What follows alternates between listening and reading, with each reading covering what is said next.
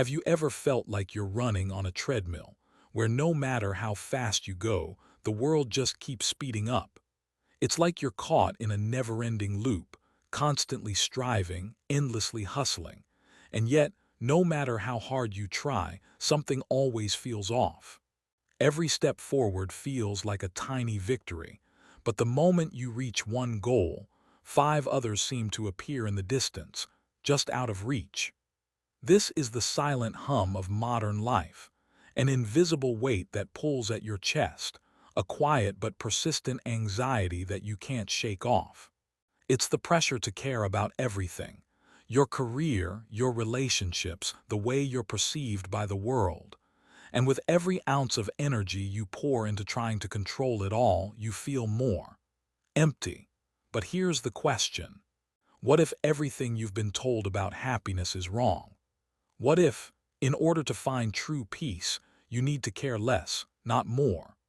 What if the secret to freedom, to deep, lasting happiness, lies in letting go of the very thing you've spent your entire life trying to hold on to? Imagine for a moment.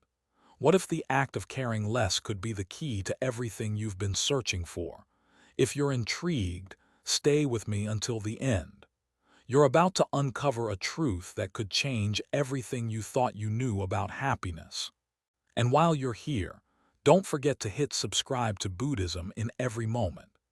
Your support gives us the motivation to keep creating more powerful, transformative videos to help you find peace and joy in every moment of your life. 1. The unseen burden of caring too much. The constant treadmill. Have you ever woken up to the feeling of a weight pressing on your chest, only to realize that the day hasn't even begun yet? The relentless pace of modern life starts before your eyes even open, your phone buzzing with notifications, your calendar already packed with back-to-back meetings, and the unyielding pressure to keep up with everyone around you. The world moves at a breakneck speed. Every moment is filled with a need to accomplish something, be it a project at work, maintaining relationships, or simply trying to live up to the expectations of a society that never slows down. You feel it in every conversation, every interaction, every glance at social media. Everyone around you is achieving more, living faster, and constantly presenting an image of success that you somehow feel you need to match. But despite all this movement, you feel like you're stuck in place, running faster but getting nowhere. The treadmill never stops, and the harder you try to push yourself, the more exhausting it becomes. This is what modern life demands. An endless striving for something you can't quite define but you're certain you need. The unseen pressure, caring too much. For most of us, life is an ongoing performance. Every action, every word, every decision feels like it must be scrutinized, measured, and carefully curated for the outside world. It's as if we live in a constant state of being on display. Social media platforms remind us that what we do, how we look, and how we're perceived defines our worth. Our careers, relationships, and appearances become the metrics by which we evaluate our success. And the pressure to care about all these things builds up like a pressure cooker, ready to explode. But have you ever stopped to ask yourself, why am I doing all of this? What if this constant race to do more is leading you farther away from happiness, not closer to it? There's a subtle, silent hum in the background of all of this. It's the ever-present anxiety that comes from trying to keep up with the world's demands, trying to be everything for everyone. You become a slave to the oughts and shoulds of life. I should be more successful. I should have better relationships. I should look a certain way. I should keep up with everyone else. But in the process of caring so deeply about these things, you lose sight of something essential: yourself. The hidden cost of caring too much. The more we care, the more we try to control, the more we create a prison for ourselves. Caring too much means attaching yourself to every outcome, every relationship, every decision, and constantly measuring yourself against others. It's a habit we've developed over time, a cycle of exhaustion that feeds on itself. Take a moment and think about it. How many times have you stayed up late worrying about a conversation you had, replaying every word, every gesture, wondering if you said the right thing? How often do you find yourself thinking about what others think of you? How many times have you gone over your work, your appearance, your social media presence, trying to perfect it, trying to present the best version of yourself? This is the burden of caring too much. We begin to live our lives for others, constantly seeking validation, approval, and affirmation. We become addicted to these external sources of validation, and in the process, we lose touch with who we truly are. The more we care about what others think, the more we lose ourselves. And here's the paradox. The more we try to control and perfect everything, the more powerless we feel. The tighter we grip onto the world around us, the more it slips through our fingers. It's as though the more we care, the less we can control and the more we suffer. A moment of clarity. Realizing the cost. Have you ever had a moment, just a brief second, when you realize that all this striving, all this effort is leading you nowhere? It's like running on a treadmill that never stops, but with each step, you feel more distant from your true self. The pressure builds and you realize that the success, the achievements, the validation you've been chasing have not brought you happiness. Instead, they've drained your energy, your peace, and your sense of purpose. This is the moment of clarity. It's the realization that everything you've been chasing is not the key to happiness. It's the moment when you realize that you've been on the wrong path and it's time to change course. But here's the catch. This moment isn't always loud or dramatic. Sometimes it's quiet. It's a fleeting thought, a subtle shift in awareness. But if you pay attention, it's there. And when you start to listen to this quiet realization, you begin to understand a profound truth. Happiness doesn't come from more caring, it comes from caring less. The invitation, caring less for more peace. So, what if the key to happiness is not about doing more, but about doing less? What if the secret to peace lies not in trying to control everything around you, but in letting go of the need to control? What if, by caring less about the things that drain you, you could care more about the things that truly matter, the things that bring you joy, connection, and peace? This is the path of letting go. It's not about abandoning your responsibilities or turning your back on the world. It's about freeing yourself from the invisible shackles of expectation, comparison, and attachment. It's about choosing to care less about things that don't serve your happiness and more about things that truly nourish your soul. Imagine the freedom that comes with letting go of the need to control outcomes. Imagine waking up each day not burdened by the weight of 1,000 worries, but liberated to experience life as it unfolds. Imagine feeling a deep sense of peace, knowing that you don't have to fight against the world to find happiness. A new beginning. And that's where we begin our journey, the paradox of letting go. Over the course of this exploration, we'll discover how caring less can actually lead to a deeper, more meaningful connection with life, with others, and with ourselves. We'll explore how to release the grip of control, how to embrace impermanence, and how to step into a life that is not dictated by external validation, but by internal peace and fulfillment. If this resonated with you, stay tuned for the rest of the journey. And if you haven't already, subscribe to Buddhism in every moment to support this channel, so we can continue bringing you powerful, life-changing content that will help you live a more peaceful, fulfilling life. 2. The illusion of control, grasping straws in a chaotic world. The desire for control.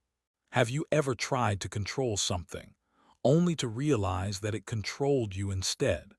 We live in a world that encourages us to control every aspect of our lives. From planning every move in our career to curating the perfect image on social media, We are taught to grasp tightly onto our plans, our expectations, and our future.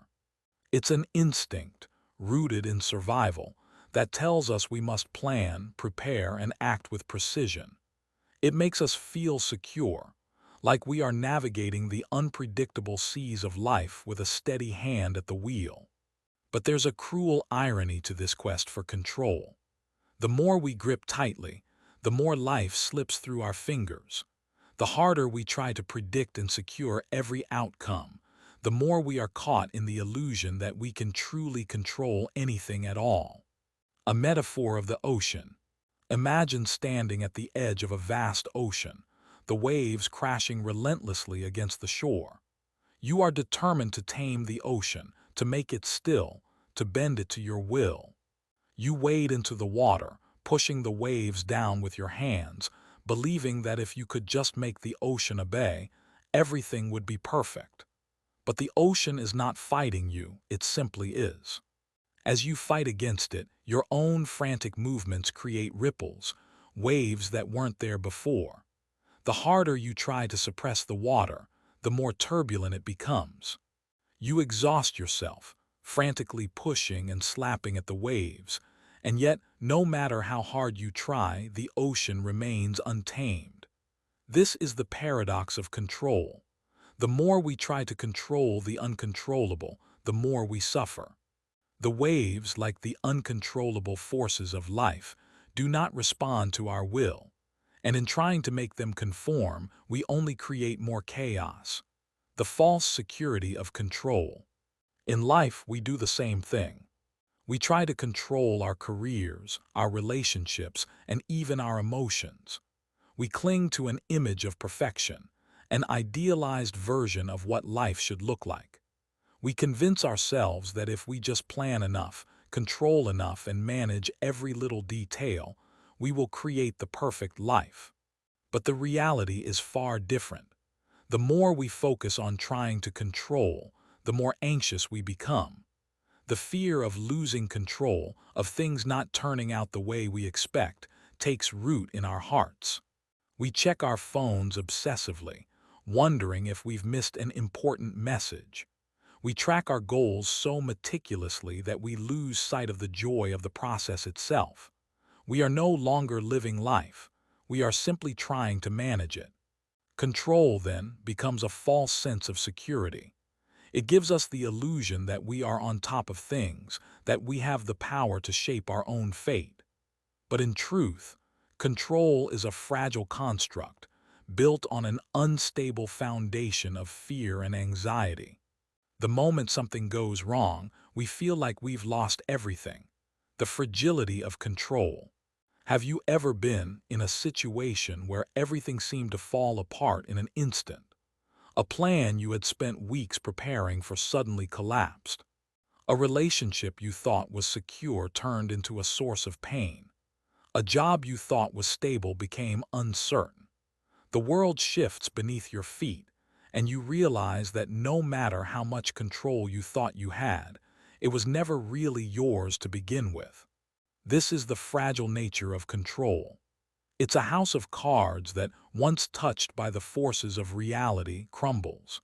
The very thing that we believe will bring us security, our careful planning, our tightly controlled expectations, is the very thing that keeps us on edge, constantly wondering what will slip away next. It's an exhausting way to live, the freedom in letting go. But what if there was another way? What if, instead of clinging to the idea that we must control everything, we learn to let go? What if we embrace the uncertainty of life, knowing that we can still move forward, still find joy, even when we don't have everything mapped out? This is where true freedom lies. Not in the pursuit of control, but in the willingness to release it. Imagine waking up each day without the constant pressure to get everything right. Imagine making decisions not from a place of fear and control, but from a place of trust and ease. Letting go doesn't mean giving up. It means giving yourself permission to be human. It means embracing the messy, unpredictable beauty of life.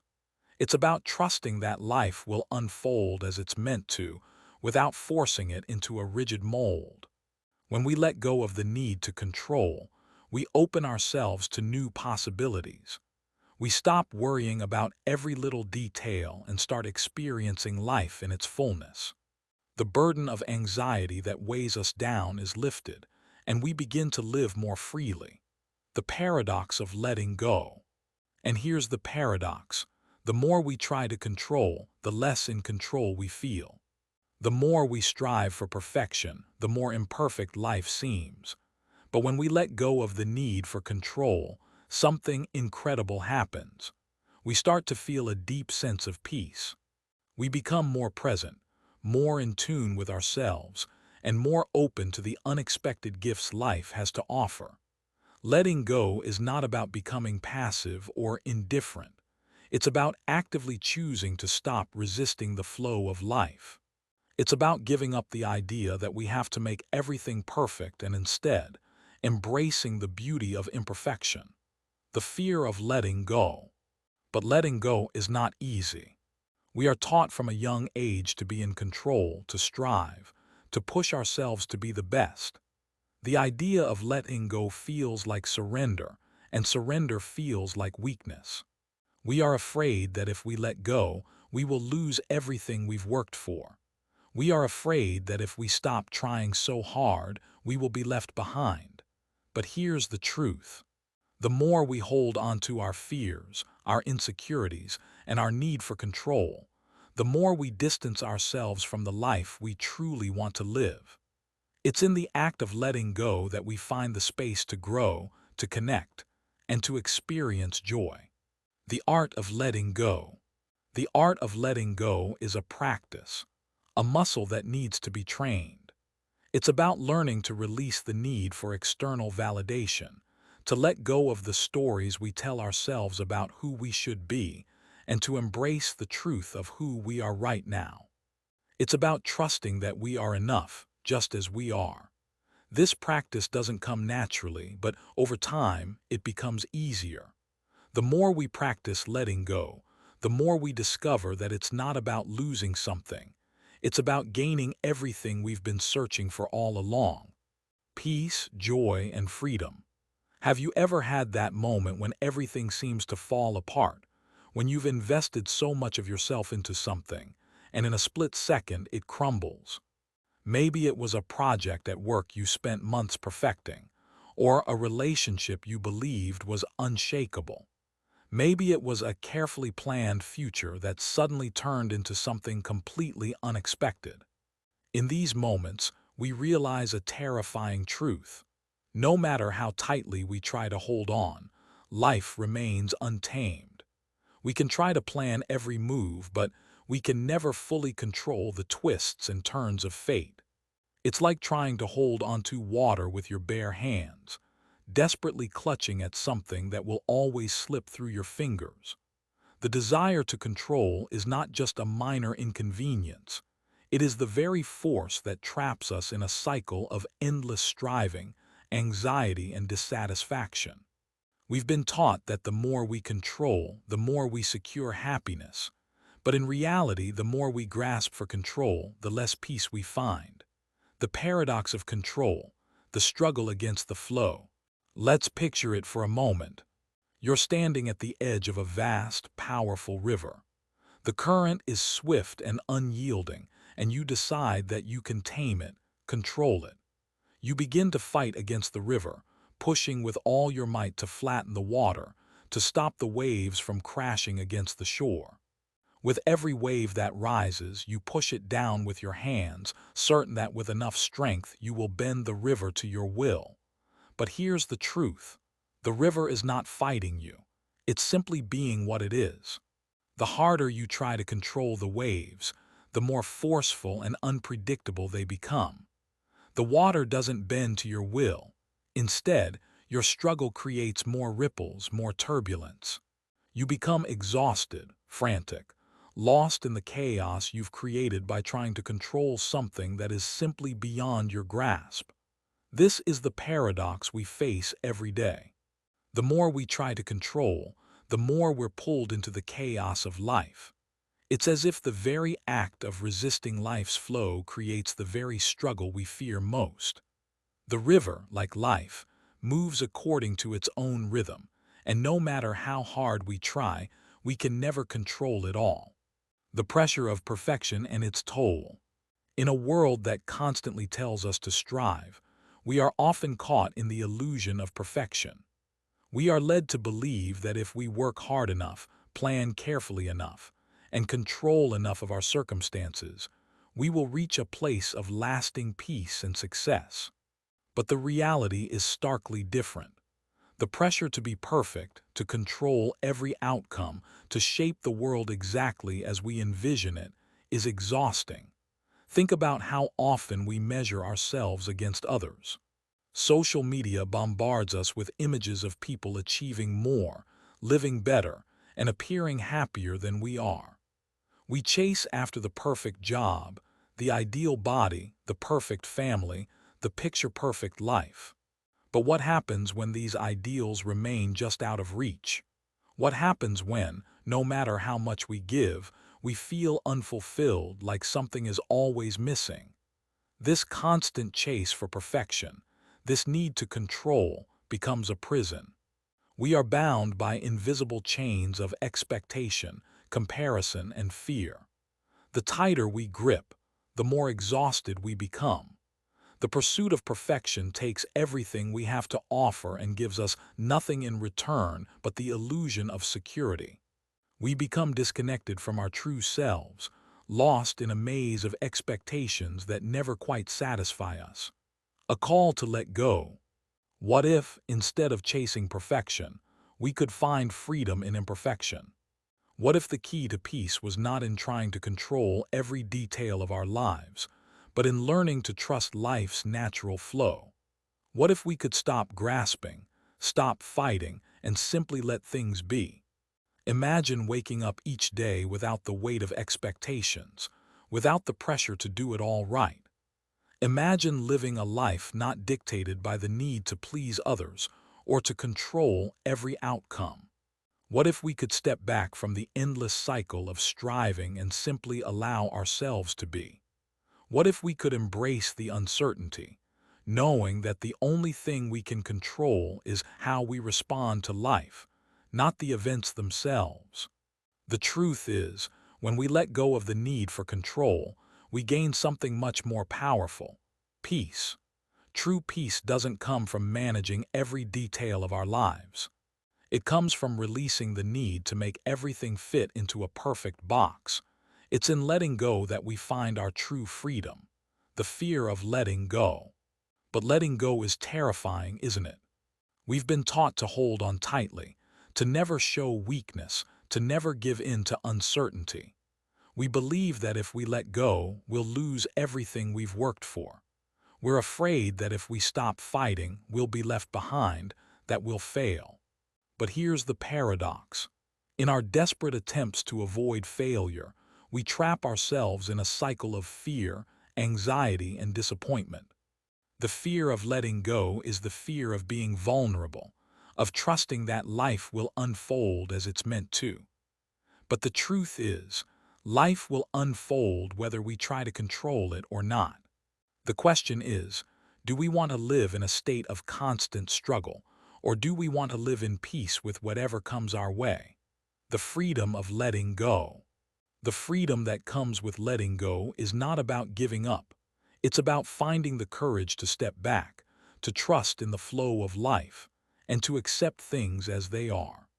It's about acknowledging that, while we cannot control everything, we have the power to choose how we respond to the unexpected turns life throws at us. Letting go doesn't mean becoming passive or indifferent. It means letting go of the weight of perfectionism and control, and allowing yourself to simply be.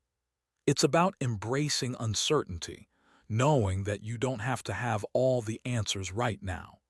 And it's about trusting that, in the end, everything will unfold exactly as it's supposed to. The power of trust. What happens when we trust life? When we stop trying to force everything into our idea of how things should be? We begin to experience life more fully. We stop worrying about what's coming next and start living in the moment. We stop clinging to the idea of perfection and start embracing the beauty of the process itself. Trusting life is not about abandoning our goals or our dreams. It's about surrendering the need to control the outcome. It's about being fully present in the journey, trusting that the destination will reveal itself in due time. A new kind of freedom. The freedom that comes from letting go is the freedom to be yourself, to stop pretending, stop performing, and stop living for the approval of others. It's the freedom to stop chasing, stop worrying, and simply start living. And in this freedom, you will find peace, a peace that doesn't depend on external circumstances, but comes from within. And here's the most beautiful part. When we let go of the need for control, we discover a new kind of strength. It's the strength to face whatever life throws at us without fear. It's the strength to remain calm in the face of chaos, to stay grounded in the face of uncertainty. 3. Reframing happiness, the power of letting go. The illusion of the happiness we chase. What if everything you've been taught about happiness is wrong? From the moment we're born, we are fed a narrative that success, wealth, recognition, and validation are the keys to happiness. We grow up with a clear picture in our minds.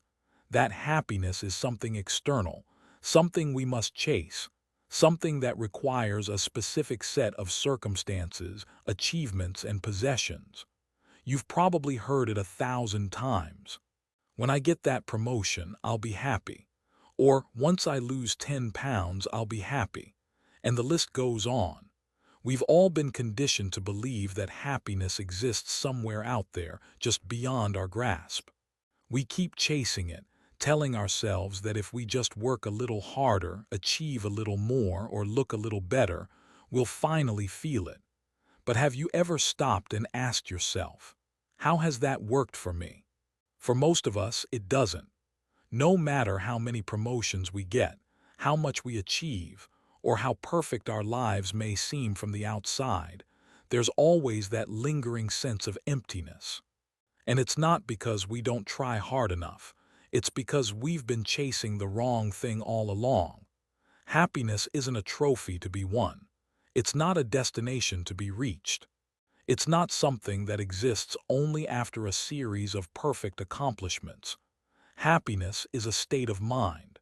It's a way of being, not something you can grasp with your hands or measure by your bank balance. It's not about the pursuit of more. It's about the release of the pursuit altogether. The paradox of letting go. Here's where things get interesting. What if the secret to happiness doesn't lie in getting more, but in letting go? I know that sounds counterintuitive. Society tells us that we need to push, strive, and achieve. But what if the more we let go of our need to control, to achieve, to be validated, the more happiness we unlock? This is where the paradox lies. The more we try to grasp at happiness, the more it eludes us. But the moment we release that tight grip and stop chasing, that's when we finally experience it. It's a bit like trying to catch a butterfly. The harder you chase it, the more it flutters out of your reach. But if you stop chasing, if you just stand still and open your hands, it might just land right on you. Happiness is like that butterfly. It's elusive, free, and beautiful. The more you try to capture it, the more it runs away. But the moment you stop running and just allow it to come to you, it does. The power of letting go, embracing the present moment. The power of letting go is not just about releasing things. It's about releasing the need to control. It's about embracing the present moment, exactly as it is, without the need for it to be different. How many times have you missed out on the joy of today because you were too focused on the what-ifs of tomorrow or the regrets of yesterday? We are so conditioned to look ahead, to plan for the future, to focus on what we don't have, that we forget to appreciate what's right in front of us. The simple pleasure of a morning cup of coffee, the warmth of the sun on our skin, the sound of laughter with friends. These moments are fleeting, but they are the true essence of life. They don't require effort, and they don't come with a price tag. They just are. When you let go of the constant need to chase and control, you can finally begin to experience life in its raw, unfiltered beauty. You'll start to appreciate the moments as they come, without needing them to be anything other than what they are. And in that appreciation, in that freedom from expectations, you'll find happiness, not as a distant goal, but as a natural byproduct of being fully present. The myth of the perfect life. We've all heard it. One day I'll have it all. I'll have the perfect job, the perfect partner, the perfect house. Then I'll be happy. The myth of the perfect life is something we've all bought into at some point. We believe that happiness is a fixed, final state, something that exists only when we finally reach the pinnacle of success. But here's the truth. There is no perfect life.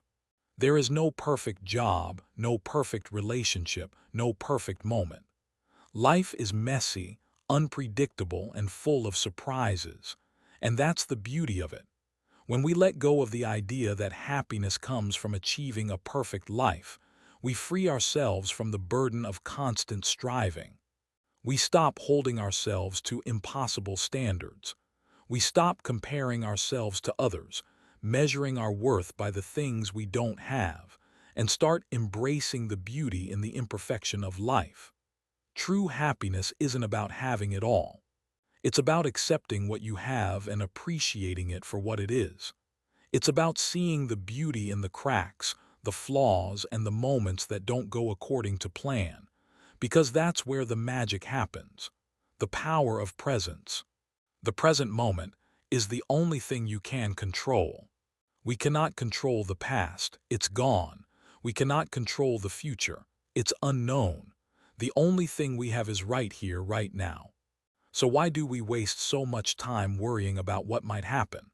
Why do we spend so much energy regretting things we can't change? The present moment is the only moment we can live in, yet we spend so much of our time and energy either lost in the past or anxious about the future. The key to happiness lies in the present. It lies in the acceptance of what is.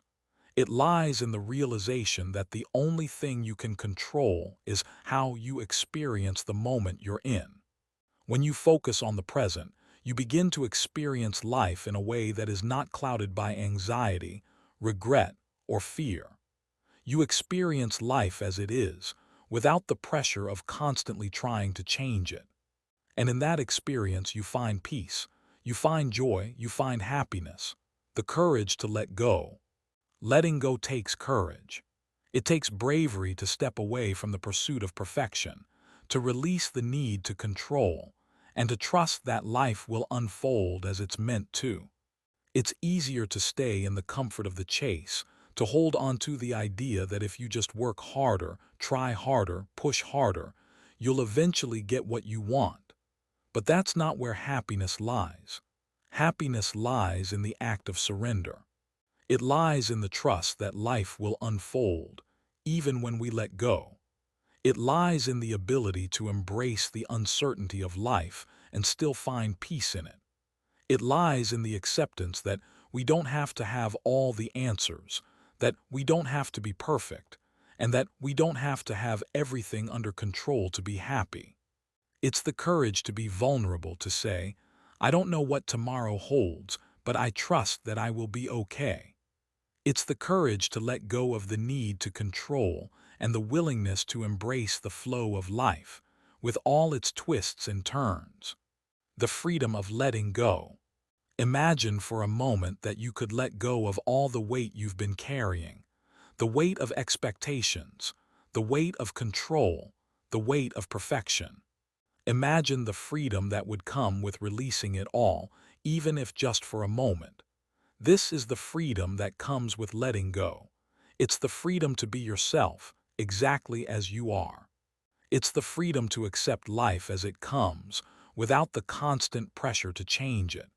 It's the freedom to live in the present, knowing that everything you need is already within you. And the most incredible part, The more you let go, the more happiness you'll discover. It's the paradox of life. The less you chase, the more you find. The more you let go of the need for control, the more peace and joy you will invite into your life. Expectations. We all have them, don't we? Expectations of what life should look like, how people should behave, and how things should turn out. The moment we set expectations, we are also setting ourselves up for disappointment. We create a picture in our minds of how things should unfold, and when reality doesn't meet that image, we feel the sting of frustration, disappointment, and even despair. But here's the revelation. Expectations are the silent saboteurs of our peace. We expect others to meet our needs, to behave in certain ways, to live up to our standards. We expect life to follow a specific trajectory, to go according to our plans.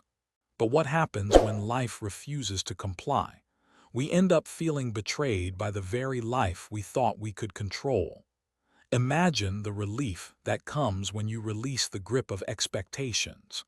Instead of living in a constant state of waiting for things to happen in a particular way, you begin to flow with life, allowing it to unfold as it will. You stop trying to dictate the terms of your happiness and start accepting the present moment for what it is. This is the freedom that comes with letting go of expectations. The freedom to live in the moment, free from the chains of what should be. When we release expectations, we create space for joy, because we are no longer waiting for something external to make us happy. We realize that happiness was never tied to outcomes. It was always inside us, waiting to be discovered.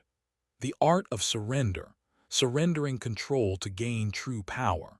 Surrender. This word often evokes a sense of weakness or defeat, doesn't it?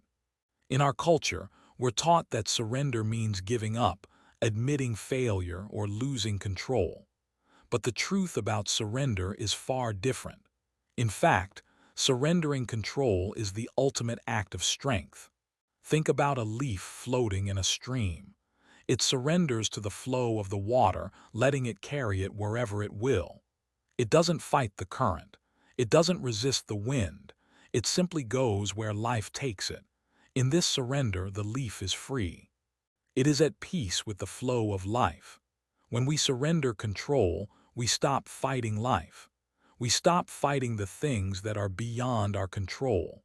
We stop trying to manipulate the world around us, trying to shape it into something it is.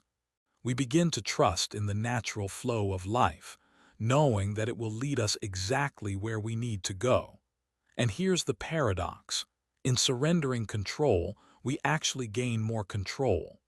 Not over life itself, but over how we respond to life.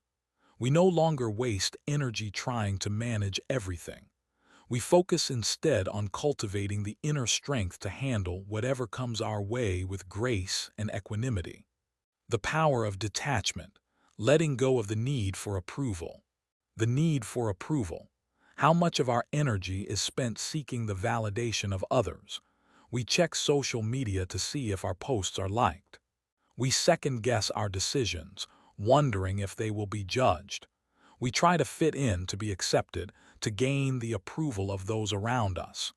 But here's the thing. The need for approval is the root of many of our insecurities. It's what keeps us constantly looking outward, always seeking confirmation that we're good enough, worthy enough, or important enough. But the truth is, no amount of external validation will ever be enough. It's a bottomless pit. When we let go of the need for approval, we stop living for others. We stop performing, pretending, and posturing. We stop measuring our worth by how others perceive us. Instead, we start to measure our worth by our own standards, by our own inner compass. We learn to trust ourselves, to listen to our own voice, and to follow our own path. This is the power of detachment, the ability to detach from the opinions of others and to live authentically. When we no longer need external validation, we begin to live freely. We give ourselves permission to be who we are, without apology or fear of judgment. And in that freedom we find true happiness, the liberation of simplicity, finding happiness in the small things. Life today is often a whirlwind of complexity. We're constantly bombarded with new information, new choices, and new things to acquire. We're told that the key to happiness lies in accumulating more experiences, more possessions, more success. But in this constant pursuit of more, we lose sight of the simple joys of life. Think about the moments in your life when you felt truly happy. Were they moments of great achievement or grand gestures? Or were they quiet, simple moments of connection and peace? Perhaps it was the feeling of the sun on your skin, the laughter of friends, the sound of waves crashing on the shore. These moments are often small, fleeting, and unremarkable in the grand scheme of things, but they are the essence of happiness. When we let go of the need for more, we begin to appreciate the simple things in life. We learn to savor the small moments, to find joy in the present, and to be grateful for what we already have. Simplicity, then, becomes a powerful practice of mindfulness. It's about focusing on what truly matters and letting go of the distractions that keep us from experiencing life as it is. In a world that constantly pushes us to do more, to be more, simplicity offers a path to peace. It's about choosing quality over quantity, presence over perfection, and joy over achievement. And in embracing simplicity, we discover that we already have everything we need to be happy. The courage to be imperfect, embracing your true self. Imperfection. We live in a world that values perfection, perfect bodies, perfect careers, perfect relationships. We are constantly told that we must be flawless in order to succeed, to be loved, to be accepted. But the truth is, perfection is a myth. No one is perfect, and striving for perfection only leads to frustration and burnout. The real beauty of life lies in its imperfections. It's in the messy, unpredictable moments. It's in the flaws that make us human. When we embrace imperfection, we embrace our true selves. We stop trying to meet impossible standards and start accepting ourselves as we are, with all our flaws, mistakes, and quirks. This is the courage to be imperfect, the courage to show up as your authentic self, without fear of judgment. It's the courage to let go of the need to be perfect and to embrace the idea that it's okay not to be okay. In this acceptance, we find freedom. When we let go of perfection, we let go of the pressure to be something we are not. We stop pretending and start living authentically. And in that authenticity, we find peace, contentment, and joy. Letting go of fear, the fear of failure, rejection, and the unknown. Fear, it's one of the most powerful forces in our lives. We fear failure, rejection, and the unknown. We fear that we won't be good enough, that we won't measure up, that we will be judged. And in this fear, we hold back. We play it safe, avoid risks, and keep ourselves in the comfortable, predictable realm of what we already know. But fear is also an illusion. It's a story we tell ourselves about what might happen, not about what is actually happening. Most of the time, the things we fear never come to pass. And even when they do, we find that we have the strength to handle them. The key to letting go of fear is to embrace it, not as something to avoid, but as something to move through. Fear doesn't have to paralyze us. It can be a guide, showing us where we need to grow, where we need to step outside of our comfort zones. When we let go of the need to control fear, we start to live more fully. We stop letting fear dictate our actions and start acting with courage and confidence. The freedom to be happy now. So, what if you could let go of the need to chase happiness? What if happiness wasn't something you had to earn, but something you could experience right now? What if the key to happiness was not in achieving more, but in appreciating more?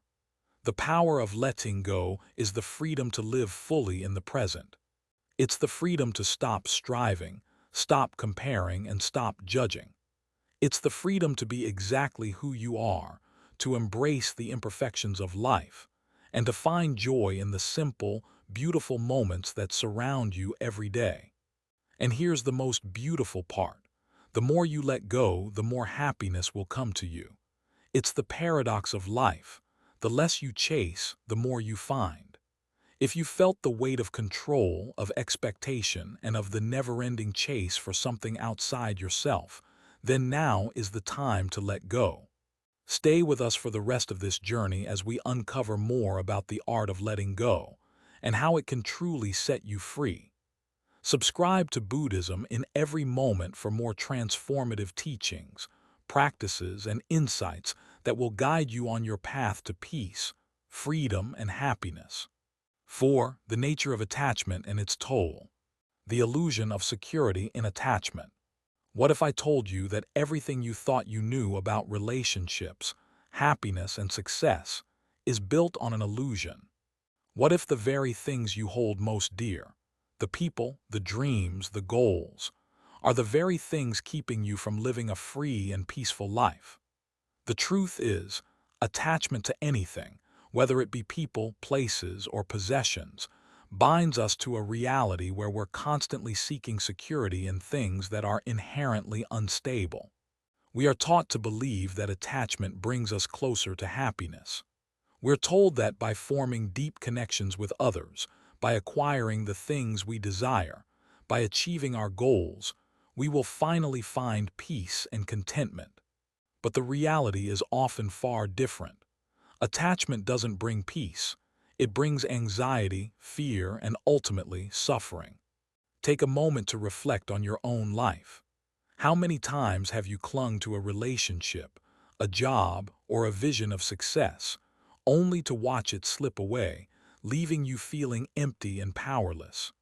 The more tightly we hold on to things, the more we set ourselves up for heartbreak. The more we rely on external circumstances to define our happiness, the more we will suffer when those circumstances inevitably change. The roots of attachment. Attachment begins innocently enough. As children, we form attachments to our caregivers, our parents, and those around us. This is natural and essential for survival. But as we grow, these attachments become more complex. We start to attach ourselves to people, to possessions, and to ideas. We form bonds based not on genuine love or connection, but on the need for validation, security, and identity. We attach ourselves to the belief that these things define us, that they make us whole.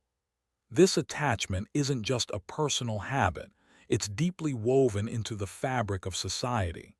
From the moment we're born, we're conditioned to attach ourselves to the things around us. Have the right career, the perfect relationship, the ideal body, the most possessions, and you'll be happy. Society doesn't teach us how to be content with who we are as we are. Instead, it encourages us to define ourselves by what we have, what we achieve, and how we are perceived by others. But what happens when these attachments are threatened? When the things we've placed our happiness in begin to falter or disappear, that's when the anxiety sets in. That's when we experience the deep fear of loss, the anxiety of losing what we love. Think about a time when you feared losing something or someone important. Perhaps it was a relationship that felt like it was slipping away, a job that you thought defined your worth, or a possession that brought you a sense of security. The fear of loss can be all-consuming. It creates a pit in your stomach, a knot in your chest, and a constant feeling of dread. This is the toll that attachment takes on our lives. We become so entangled in our need for these things that we lose sight of ourselves. We begin to measure our value by what we possess, by the relationships we have, and by the successes we achieve. But when these things are threatened, our sense of self begins to unravel. We start to question our worth, our identity, and our place in the world. Attachment creates a constant state of vulnerability. We are afraid of losing what we love, and in this fear, We tighten our grip, only to make the loss even more painful when it comes. But here's the truth. The more we cling, the more we lose. The more we attach ourselves to the outcome, the more fragile our happiness becomes.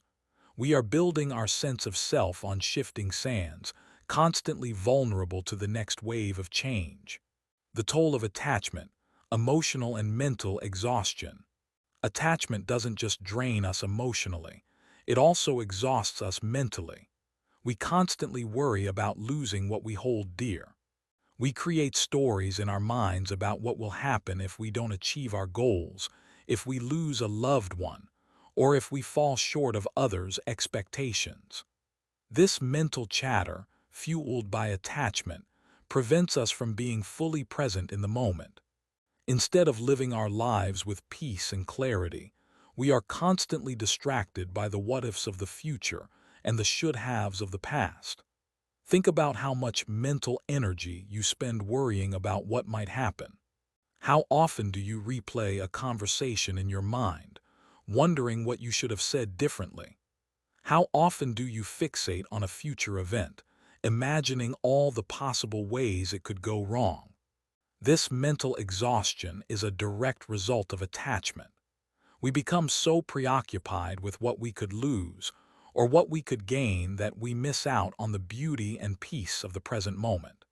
In Buddhist philosophy, this is known as the second arrow of suffering. The first arrow is the external event, the loss, the failure, the disappointment. The second arrow is the mental and emotional suffering we create by attaching ourselves to it. It's the story we tell ourselves about the pain, the anxiety, the fear. We wound ourselves twice, once with the event itself and again with our reaction to it. The path to freedom. Letting go of attachment. So how do we free ourselves from the grip of attachment? The first step is to recognize it for what it is, an illusion. We think that by holding on tightly, we are protecting ourselves, but in reality, we are only increasing our suffering. Letting go isn't about abandoning our responsibilities or abandoning the things we love. It's about releasing our need for control and surrendering to the flow of life. Letting go means accepting that everything is impermanent, that the people we love, the successes we achieve, and the possessions we hold dear are all fleeting.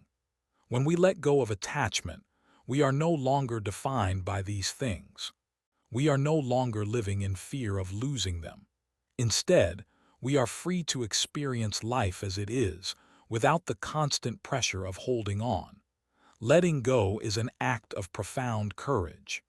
It's the courage to face the reality of impermanence and to accept that nothing in life is guaranteed. It's the courage to love without attachment, to give without expectation, and to live without clinging to outcomes. When we let go of attachment, we stop measuring our happiness by what we have or what we lose. Instead, we measure it by our ability to be present, to experience life fully, and to find peace in the moment. We stop seeking external validation and start finding validation within ourselves. We stop looking for happiness in things that can be taken away, and instead, we find it in the peace that comes from within. The liberation of non-attachment. The beauty of non-attachment is that it leads to true freedom. When we are not attached to the outcome, we are free to act without fear. We are free to pursue our passions, to love deeply, and to live authentically without the need for external validation. We no longer need to prove ourselves to anyone. We no longer need to control every aspect of our lives. Non-attachment doesn't mean indifference or apathy. It means being fully engaged in life without clinging to any particular outcome. It means being present in the moment, experiencing everything life has to offer, and letting go when the moment passes. It means understanding that everything, good or bad, is temporary. The more we embrace this truth, the more we are able to find peace in the ever-changing flow of life. A story of letting go. There is a beautiful story in Buddhist teachings about a monk who was traveling with his younger companion.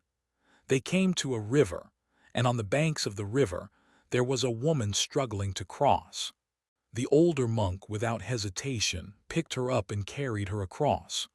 The younger monk, shocked by the act, said nothing at the time, but hours later he could not stop thinking about it. He was troubled by the monk's action because they had been taught never to touch a woman. He confronted the older monk, asking why he had broken the vows. The older monk simply smiled and said, "I put that woman down hours ago. Why are you still carrying her?" This story illustrates the essence of attachment. The younger monk was still holding onto the image of the woman, still attached to the idea that the act was wrong. The older monk had let go of the attachment to the story and moved on. In our own lives, we often carry the weight of old stories, old attachments, and old pains. We hold on to things that no longer serve us, and in doing so, we prolong our suffering.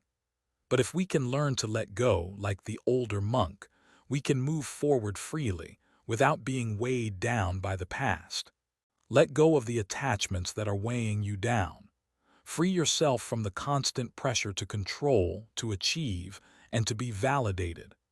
Live fully in the present moment without clinging to the past or fearing the future. Discover the peace that comes with non-attachment and let it guide you toward true freedom.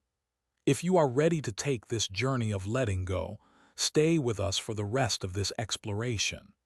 Together, we'll uncover more about the art of releasing and how it can bring lasting peace into your life. 5. Shifting mindsets. Letting go as a skill, not a passive act. The mindset shift. From fear to freedom. Have you ever tried to let go of something? A relationship, a job, an idea, only to find that it clung to you even more the moment you tried to release it. You make the conscious decision to stop caring, to stop worrying, and yet the thought lingers, the fear persists, and the attachment doesn't loosen its grip. You are not alone. This is the challenge of letting go. It's not something that can be accomplished in a single moment. Letting go is not a passive act of simply dropping things and walking away. It is an active, intentional decision, a decision to shift your mindset, to reframe the way you think about attachment, fear, and control. In today's world, we are conditioned to think that letting go means giving up or being passive. We see it as an act of surrender or retreat, but true letting go is an act of strength and clarity. It is the courage to shift from a mindset of fear, fear of loss, fear of change, fear of the unknown, into a mindset of freedom and acceptance. This shift in mindset is not easy, but it is one of the most liberating practices you can undertake in your life. Imagine, for a moment, what it would feel like to be free from the constant pull of fear and attachment. To live a life where your happiness is no longer tethered to external circumstances, to outcomes, or to the approval of others. This is the power of letting go as a skill, not a passive act. Understanding the root of attachment. Fear and control. At the core of attachment lies fear. Fear of losing something we value, fear of uncertainty, fear of not being enough. Fear is a natural part of the human experience. It is built into our survival instincts. But when fear becomes the driving force in our lives, it begins to control us. It drives us to hold onto things, people, and outcomes, believing that our happiness is tied to them. The root of attachment is often the need for control. We feel that if we can control our circumstances, we can avoid pain, failure, and loss. We attach ourselves to relationships because they give us a sense of security, to jobs because they provide us with status, and to possessions because they symbolize success. But here's the catch. We cannot control everything, and the more we try, the more we realize that life doesn't bend to our will. The more tightly we hold on, the more we feel the weight of these attachments. The first step in learning to let go is to acknowledge that fear and control are at the root of our attachment. Recognizing this is the beginning of the shift in mindset, from fear and control to acceptance and freedom. The power of letting go is a skill. Letting go is not a one-time event. It is a lifelong skill, a practice that we must consciously choose each day. And just like any skill, it can be cultivated, refined, and strengthened with time and effort. The more we practice letting go, the easier it becomes to release the things that no longer serve us, to release our need for control, and to embrace the flow of life with ease and grace. Imagine trying to learn a new sport like tennis. In the beginning, it's difficult. You struggle with the form, the grip, the movement. But over time, as you practice, your muscle memory improves and the actions become more natural. You no longer have to think about each step, you just react. Letting go is much the same. In the beginning, it may feel challenging. Your mind may fight back, the fear may arise, and the attachments may seem too strong. But with each practice, with each conscious decision to release, you begin to make it a habit, a part of your way of being. Letting go is a muscle that strengthens the more we use it. Every time you release a negative thought, every time you let go of an attachment to a person or outcome, you are strengthening your ability to live with greater freedom. It becomes a skill that will serve you throughout your life, bringing you peace, joy, and the clarity to live authentically. Reframing letting go. It's about trust, not surrender. Many people view letting go as surrendering, giving up on something or someone. They believe that to let go is to lose, to fail, or to retreat. But this couldn't be further from the truth. Letting go is about trust. It is about trusting life's process, trusting that everything happens for a reason, and trusting that we are strong enough to handle whatever comes our way. When we let go, we are not surrendering to the unknown. We are embracing it. We are not giving up on our goals or desires. We are freeing ourselves from the burden of forcing them into being. Trusting life's flow means accepting that not everything will go according to our plans, and that's okay. In fact, it's more than okay. It's part of the beauty of life. Imagine trying to walk upstream against a river. The current is strong, and the more you struggle, the more exhausted you become. But what if, instead of fighting the current, you allowed yourself to float? You would be carried downstream, gently, without resistance. This is the power of trust, allowing life to carry you rather than fighting against it. Practical steps to cultivating the skill of letting go. Letting go is a skill that can be cultivated through mindful practice. Here are a few practical steps to help you get started. Acknowledge the attachment. The first step to letting go is acknowledging what you're attached to. Is it a relationship, a goal, a possession? Name it. Be specific about what it is you feel you can't live without. Examine your fear. Attachments are often rooted in fear. What are you afraid of losing? What does this attachment give you that you feel you can't live without? By identifying the fear, you can begin to see how it controls your actions. Release control. Once you've identified your attachment and the fear behind it, practice releasing control. This doesn't mean giving up on your goals or relationships. It means letting go of the need to control how things unfold. Trust that whatever happens, you will be okay. Practice mindfulness.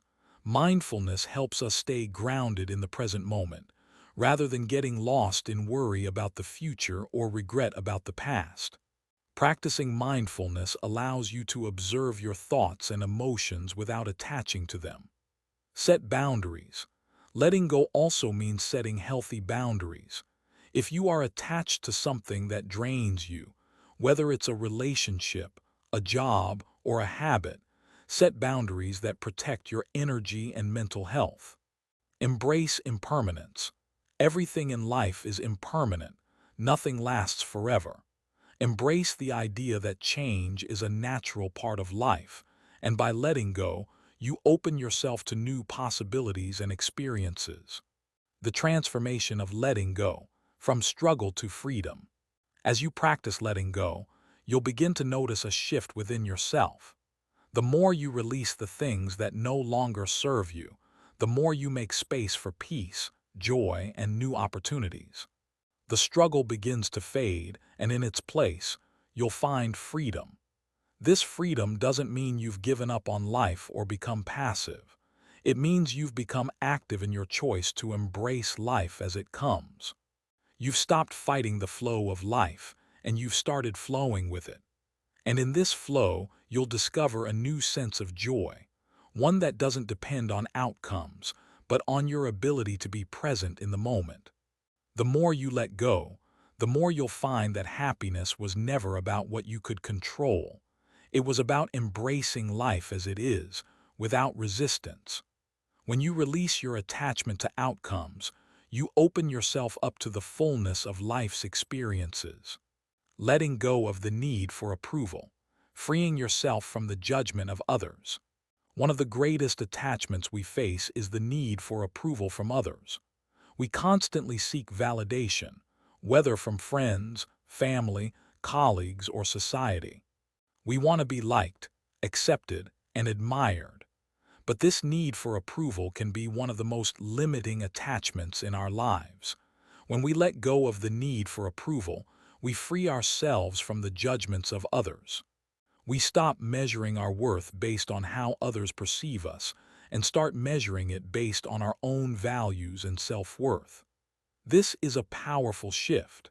It allows us to live authentically without pretending to be someone we're not. It gives us the strength to make decisions that align with our true selves, not based on what others think.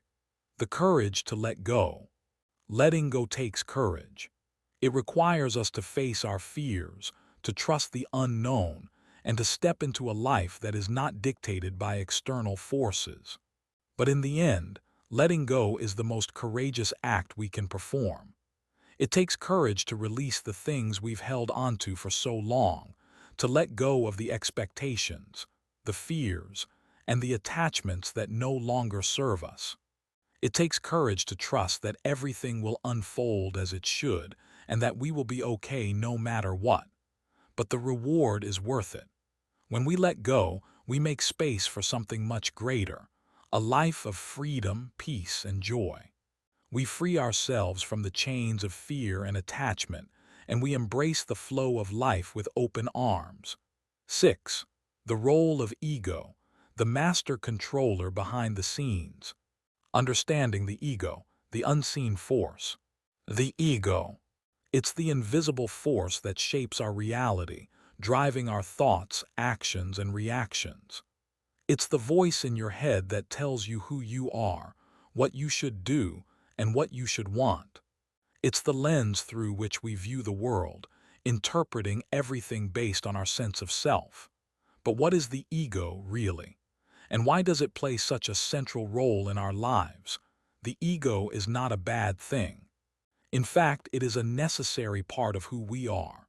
It helps us navigate the world, make decisions, and maintain a sense of identity. However, when the ego becomes the master of our lives, rather than the servant, it creates suffering. It keeps us trapped in a cycle of desires, judgments, comparisons, and attachments. At its core, the ego is a protective mechanism. It is the part of us that seeks to preserve our identity, our sense of control, and our place in the world. But this very mechanism can also be the source of our deepest pain. The ego thrives on comparison, validation, and the belief that it is separate from others. It feeds on the idea of I and me, creating an illusion of independence and separateness that, in reality, leads to isolation and suffering. The ego's need for control, the root of our struggles. The ego's primary function is to control how we are perceived, to control outcomes, to control our environment, and ultimately to control how we feel. It thrives on certainty and predictability. The ego fears the unknown because it cannot control it, and it fears losing its identity. This need for control is the root of many of our struggles. It drives us to pursue things that we think will make us happy, successful, and validated. Things like material possessions, social status, and recognition. We tie our sense of self-worth to these external factors, believing that they will provide us with the security and identity we crave. But here's the paradox. The more the ego seeks to control, the more it suffers. The more we attach ourselves to external things and outcomes, the more vulnerable we become. The more we try to control life, the more life seems to slip through our fingers. And the more the ego clings to these illusions of control, the more we feel lost, empty, and disconnected from our true selves. The illusion of separateness, the ego's role in creating division. One of the greatest illusions the ego creates is the illusion of separateness. It tells us that we are separate from others, that we are different, unique, and independent. It convinces us that we must protect and defend our individual identities, that we must compete with others for resources, love, and success. This illusion of separateness is at the heart of many of the conflicts we experience in life, both internal and external. The ego thrives on comparison. It constantly measures itself against others, trying to determine where it stands in the hierarchy of success, beauty, and power. This constant comparison leads to feelings of inadequacy, jealousy, and insecurity. It divides us from one another, as we see others as rivals rather than fellow human beings. In truth, the ego is a lie. It creates division, separation, and conflict. The more we identify with the ego, the more we reinforce this illusion of separateness. We forget that we are all interconnected, that we are all part of the same vast, beautiful web of life. The more we identify with the ego, the more we distance ourselves from the truth of our shared humanity. The ego's fear of vulnerability, the walls we build. At the heart of the ego lies a deep fear, the fear of vulnerability. Vulnerability is the enemy of the ego because it exposes its fragility. The ego thrives on control, certainty, and protection. It is constantly working to maintain a sense of power and security. But vulnerability is the antithesis of this. Vulnerability means being open, raw, and exposed. It means allowing ourselves to be seen for who we truly are, without the walls of defense and protection that the ego builds around us. This fear of vulnerability manifests in many ways. It shows up as perfectionism, the desire to appear flawless and unbreakable. It shows up as defensiveness, the need to protect our image and avoid criticism.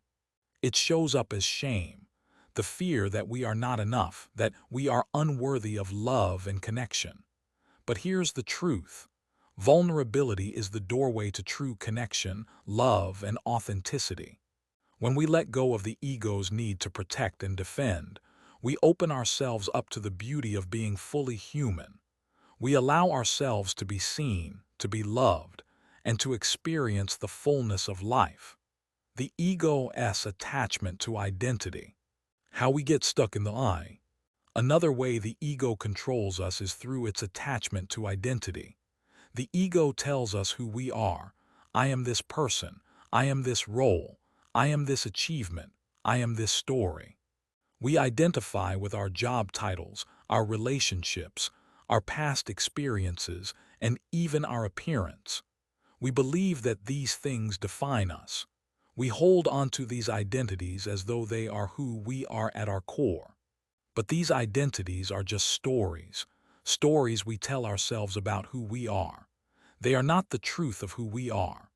The truth is, we are far more than any label or identity can ever encompass. We are infinite potential, consciousness, and being. But the ego keeps us locked into the story of I, the story of who we think we are and who we think we should be. The more attached we become to these identities, the more we limit ourselves. We become afraid of losing these identities, and in doing so, we lose touch with our true nature. We forget that we are not our job, our family, our possessions, or our achievements. We are much, much more than that. The ego's response to threats, reacting from fear. When the ego feels threatened, it reacts. It reacts with anger, fear, defensiveness, and judgment. It is constantly on the lookout for anything that could challenge its identity, its control, or its sense of safety. When something or someone challenges the ego's story, the ego reacts with a fight-or-flight response, even if the threat is not real. For example, when we feel criticized, the ego immediately reacts with defensiveness. We lash out, we justify, we attack.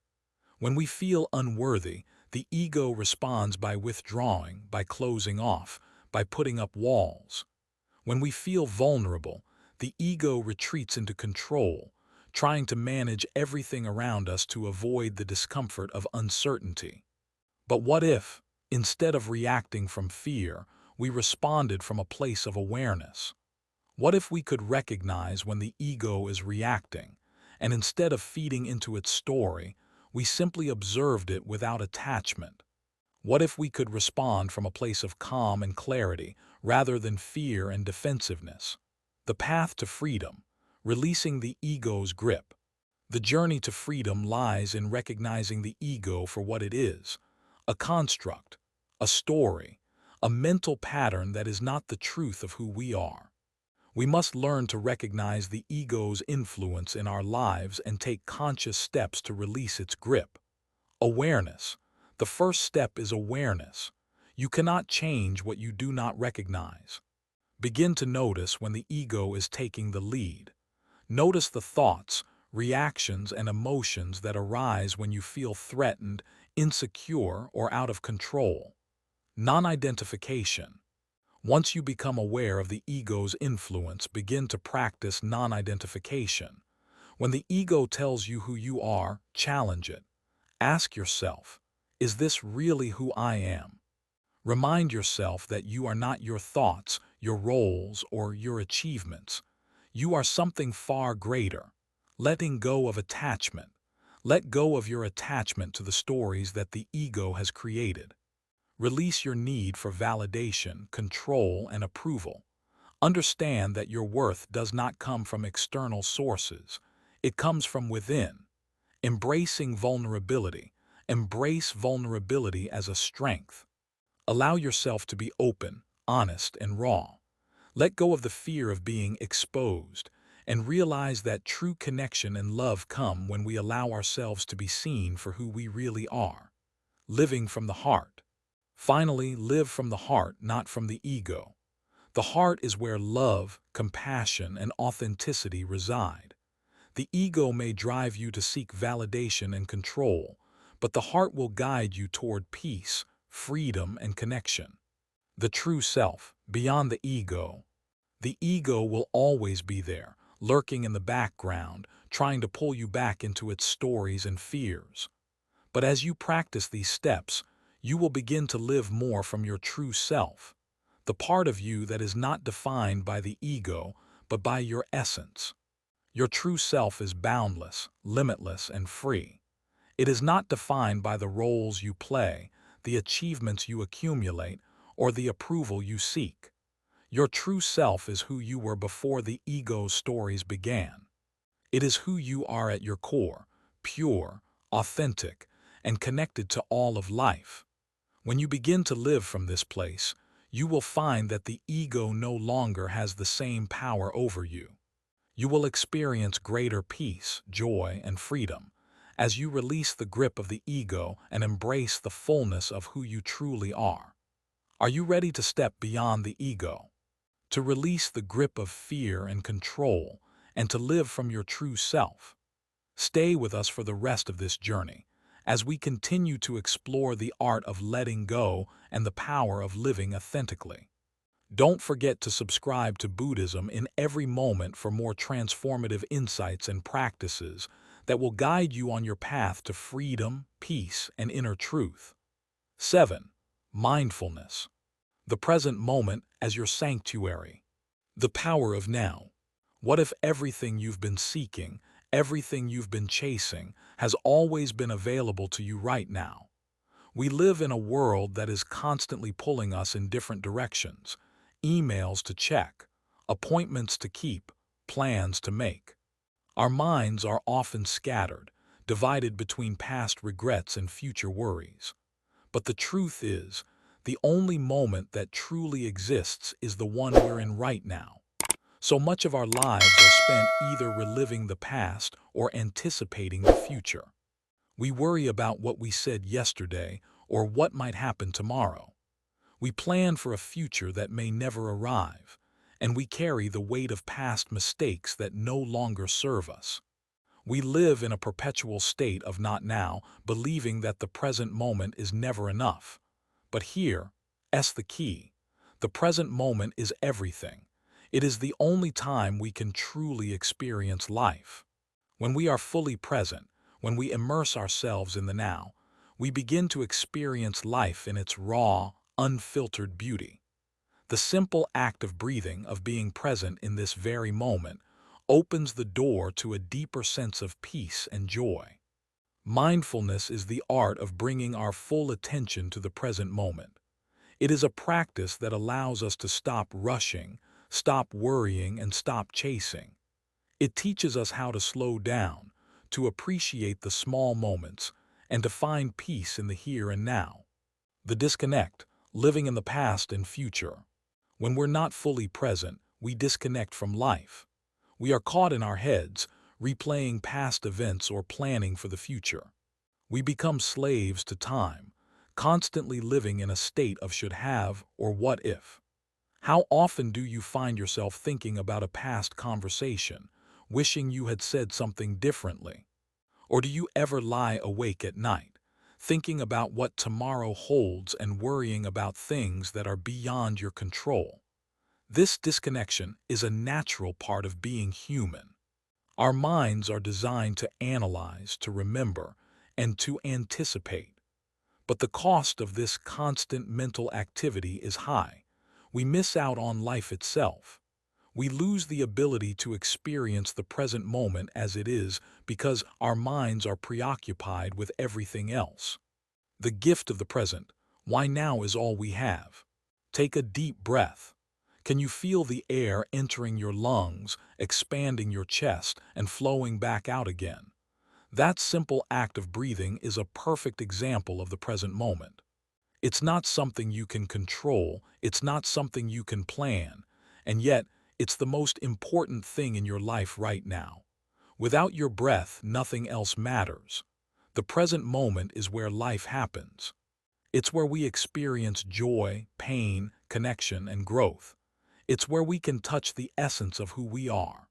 The present moment is the sanctuary where we can find peace, regardless of the circumstances outside of us. But we often overlook this sanctuary, believing that happiness lies somewhere else. We look for it in the past, wishing for things to have turned out differently, or we look for it in the future, imagining that happiness will come when we achieve a certain goal or find the perfect circumstances. But the truth is, happiness is always here in the present moment. It's not something you have to chase, it's something you have to recognize. Mindfulness as a practice, bringing awareness to everyday moments.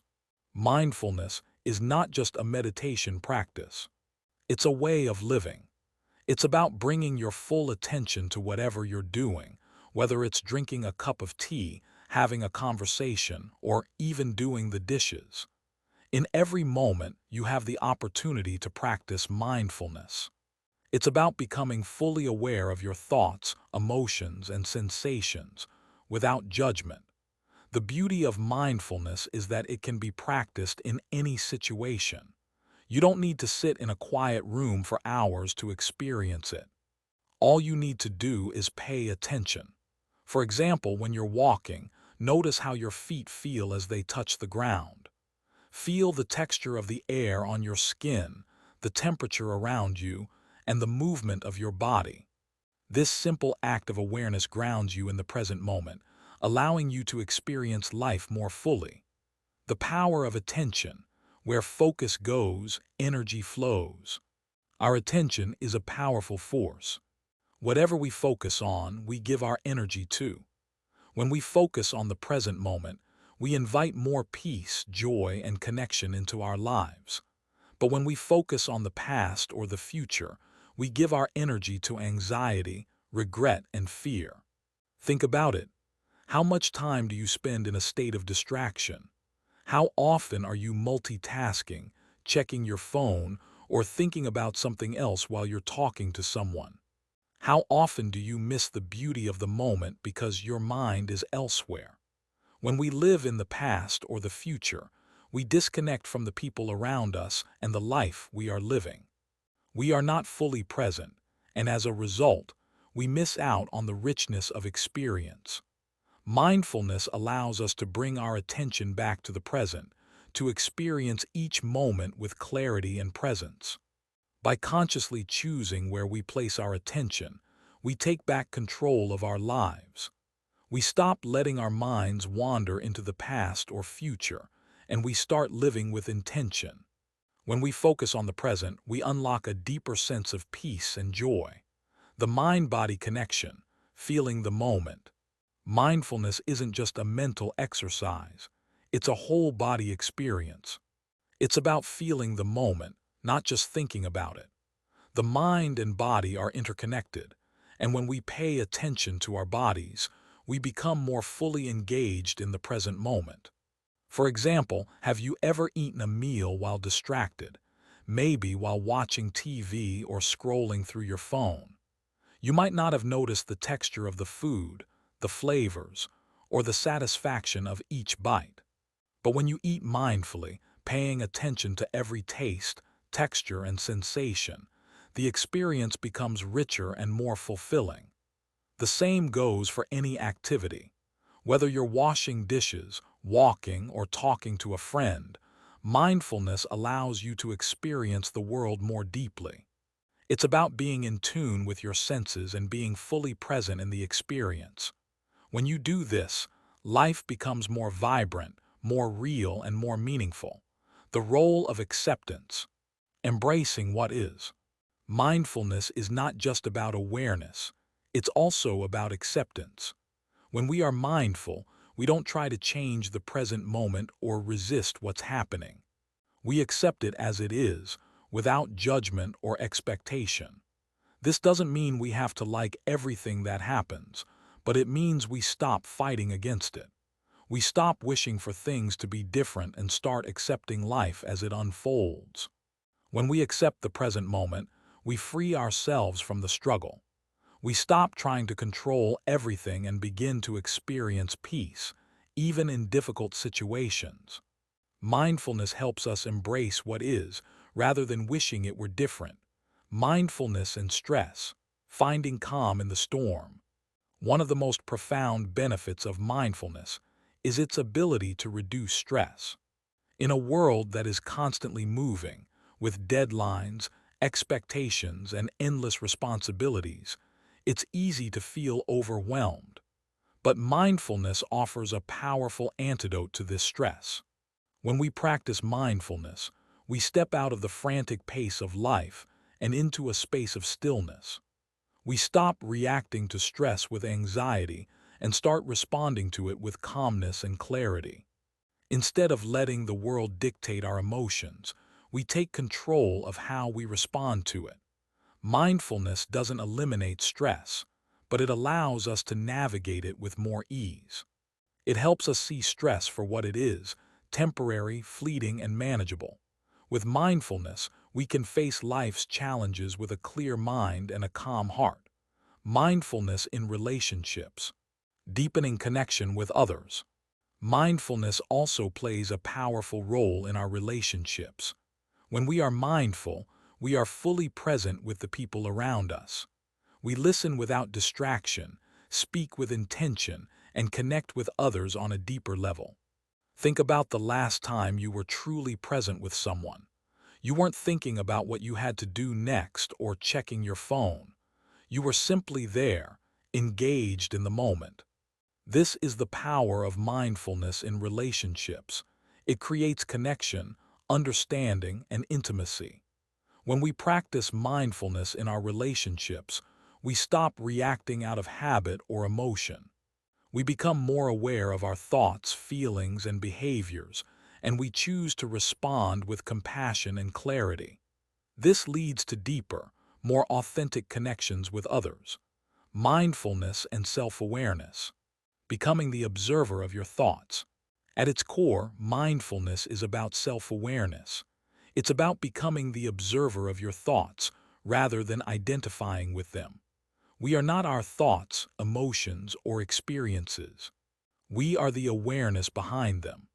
When we practice mindfulness, we begin to see our thoughts as they are, temporary and fleeting, and we stop attaching our sense of self to them. This self-awareness is a powerful tool for growth.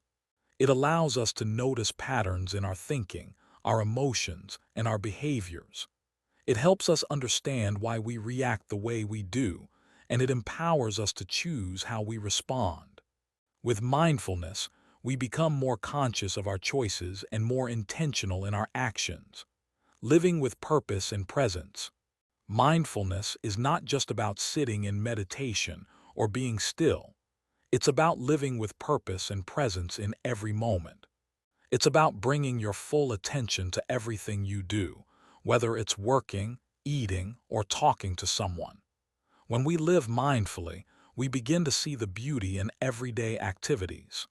We become more connected to the present moment and less distracted by the noise of the world.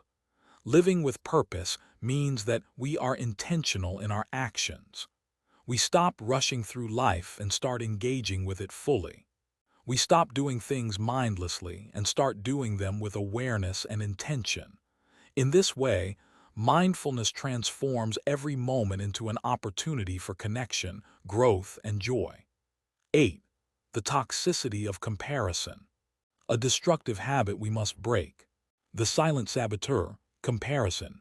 Have you ever found yourself scrolling through social media, only to feel a sense of inadequacy creeping in? Or perhaps you've stood in a room full of people, wondering if you measure up to their standards, their success, or their appearance. Comparison, that sneaky little thief, has a way of creeping into our minds, robbing us of our peace, our confidence, and our happiness. It's a habit that's ingrained in our culture. We are constantly measuring ourselves against others, whether it's in our careers, our relationships, or our personal lives. We look at what others have, what they've achieved, or how they look, and we ask ourselves, why don't I have that? Why aren't I as successful, as happy, or as attractive as they are? But here's the hard truth. Comparison is a toxic, self-sabotaging habit. It doesn't serve us. It doesn't lead us to growth or improvement. In fact, it leads to frustration, self-doubt, and a constant sense of inadequacy. And in a world that constantly compares us to others, it's easy to forget that our value is not defined by how we stack up against anyone else. The social comparison trap, how it enslaves us. Social media has amplified the comparison game in ways we've never seen before. With every scroll, we are exposed to the highlight reels of other people's lives. We see carefully curated pictures of success, people traveling the world, having perfect relationships, achieving great accomplishments, and living lives that seem effortlessly beautiful. But what we don't see are the struggles behind those images. We don't see the sleepless nights, the doubts, the sacrifices, or the moments of failure. All we see is the polished, edited version of reality. And yet, we measure our worth against that illusion. We look at someone else's success and feel like we've fallen short. We look at someone's happiness and feel like we're missing something. The more we compare ourselves to others, the more we lose sight of our own unique journey and the gifts we already have. Comparison steals our joy by making us believe that we are never enough, that we must constantly strive to be someone else or achieve what others have. It creates a perpetual cycle of dissatisfaction, where we are never truly content with what we have or who we are. The negative impact of comparison on our self-worth. The most insidious effect of comparison is on our self-worth. When we constantly measure ourselves against others, we begin to base our value on external achievements, appearances, and possessions. Our worth becomes dependent on whether we are as successful, as wealthy, or as attractive as the people around us. But self-worth should not be dependent on external factors. It is intrinsic. It comes from within. When we tie our worth to comparison, we set ourselves up for constant disappointment. There will always be someone better, someone further along, or someone more accomplished. And no matter how much we achieve or how much we have, it will never feel like enough. This is the trap of comparison. It tells us that we are not enough just as we are. It erodes our sense of self-worth, leaving us feeling empty and unfulfilled. The truth is, your value is not determined by how you compare to others. Your worth is inherent simply because you exist. Breaking free from the comparison trap. The power of self-acceptance. So, how do we break free from this cycle of comparison? The first step is self-acceptance. We must learn to accept ourselves as we are without the need for external validation. This doesn't mean that we stop striving to improve or grow. It simply means that we stop measuring our worth by how we compare to others. Self-acceptance means acknowledging your strengths and weaknesses, embracing your flaws, and celebrating your unique qualities. It means recognizing that you are already enough exactly as you are. You don't need to be anyone else. You don't need to achieve anything more to prove your worth. You are worthy of love, respect, and happiness simply because you exist. The more we practice self-acceptance, the less we feel the need to compare ourselves to others. We begin to realize that everyone is on their own unique path, and our worth is not determined by how we measure up to anyone else. We learn to value our own journey, our own progress, and our own story, rather than constantly looking to others for validation. The illusion of perfection. Embracing imperfection. Another trap that comparison leads us into is the belief in perfection. We look at others and believe that they have it all together, that their lives are perfect. But here's the truth. Perfection is an illusion.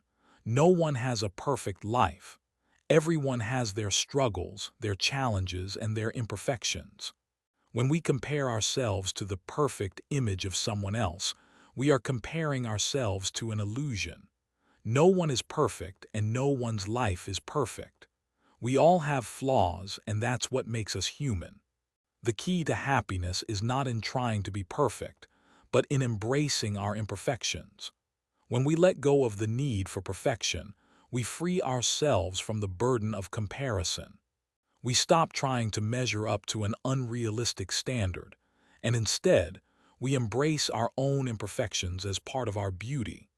We accept that life is messy, unpredictable, and imperfect, and we learn to find joy in the process of living, rather than in the outcome. The power of gratitude, shifting focus from lack to abundance. One of the most powerful ways to break free from the cycle of comparison is by practicing gratitude. When we focus on what we have, rather than what we lack, we shift our mindset from scarcity to abundance. Gratitude reminds us of all the blessings we already have in our lives, and it helps us appreciate our own journey. Instead of looking at someone else's success and feeling envious, we can look at our own life and recognize the beauty and progress that's already there. Gratitude helps us see the abundance in our lives and reminds us that we are enough, just as we are. By practicing gratitude daily, we begin to shift our focus away from comparison and toward contentment. We stop measuring our lives against others and start appreciating the unique gifts we bring to the world. The comparison-free life, living authentically. When we let go of comparison, we create space for authenticity. We stop pretending to be someone we're not, and we start living as our true selves. We stop trying to fit into a mold created by society, and we start creating our own path, one that is true to who we are. Living authentically means accepting yourself as you are, without needing to conform to anyone else's standards. It means embracing your uniqueness and finding strength in what sets you apart. When you live authentically, you are no longer trapped by the need to compare. You are free to follow your own path, to make your own choices, and to live a life that is true to who you are. Authenticity brings peace. It brings a sense of freedom because you no longer have to fight against the current of comparison. You no longer have to constantly measure your worth against others. Instead, you can live fully in the present, embracing your own story, your own journey, and your own truth. The courage to stop comparing. Stopping the habit of comparison requires courage. It takes courage to accept yourself as you are, to embrace your flaws and imperfections, and to let go of the need for external validation. It takes courage to live authentically, to step away from the pressures of society, and to follow your own path. But the rewards of this courage are immeasurable. When you stop comparing yourself to others, you unlock the freedom to live fully, to experience joy, and to find peace in your own journey. You stop living for others and start living for yourself. If this message resonates with you, if you're ready to stop comparing and start living authentically, then stay with us as we continue to explore the power of letting go, self-acceptance, and living a comparison-free life. You are enough, just as you are, and you deserve to experience the fullness of life without the weight of comparison. Subscribe to Buddhism in every moment for more transformative insights and practices that will help you break free from the cycle of comparison and live a life of peace, authenticity, and joy. 9. Embracing impermanence, the key to true freedom. The uncertainty of life, the truth we avoid. The only constant in life is change.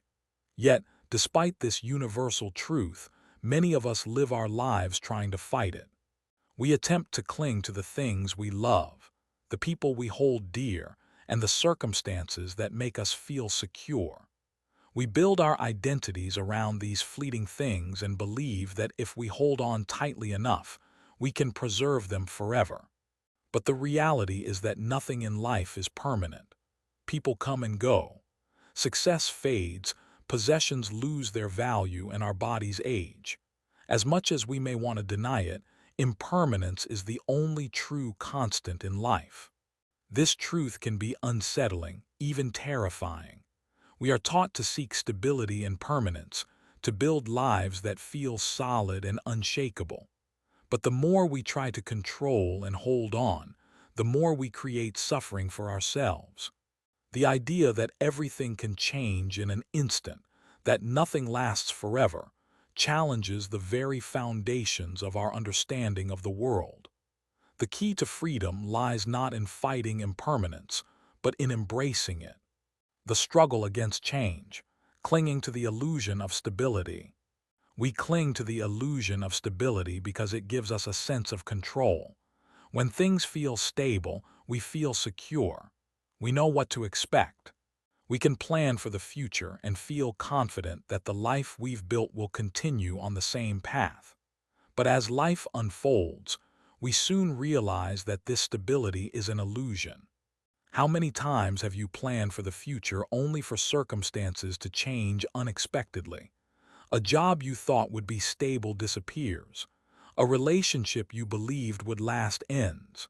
Your health, once reliable, suddenly falters.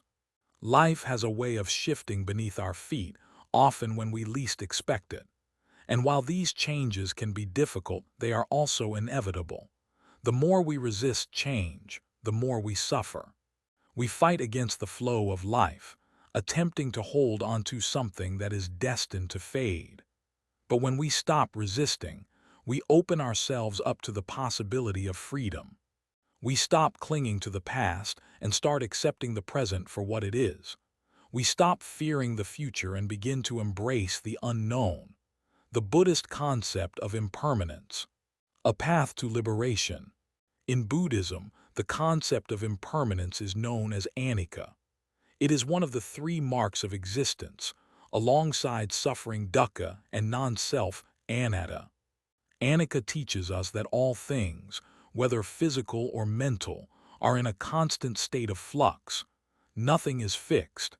Everything is subject to birth, decay, and death. This is a difficult concept to accept, especially in a world that often values permanence and stability. But understanding impermanence is the key to liberation. The more we resist change, the more we suffer.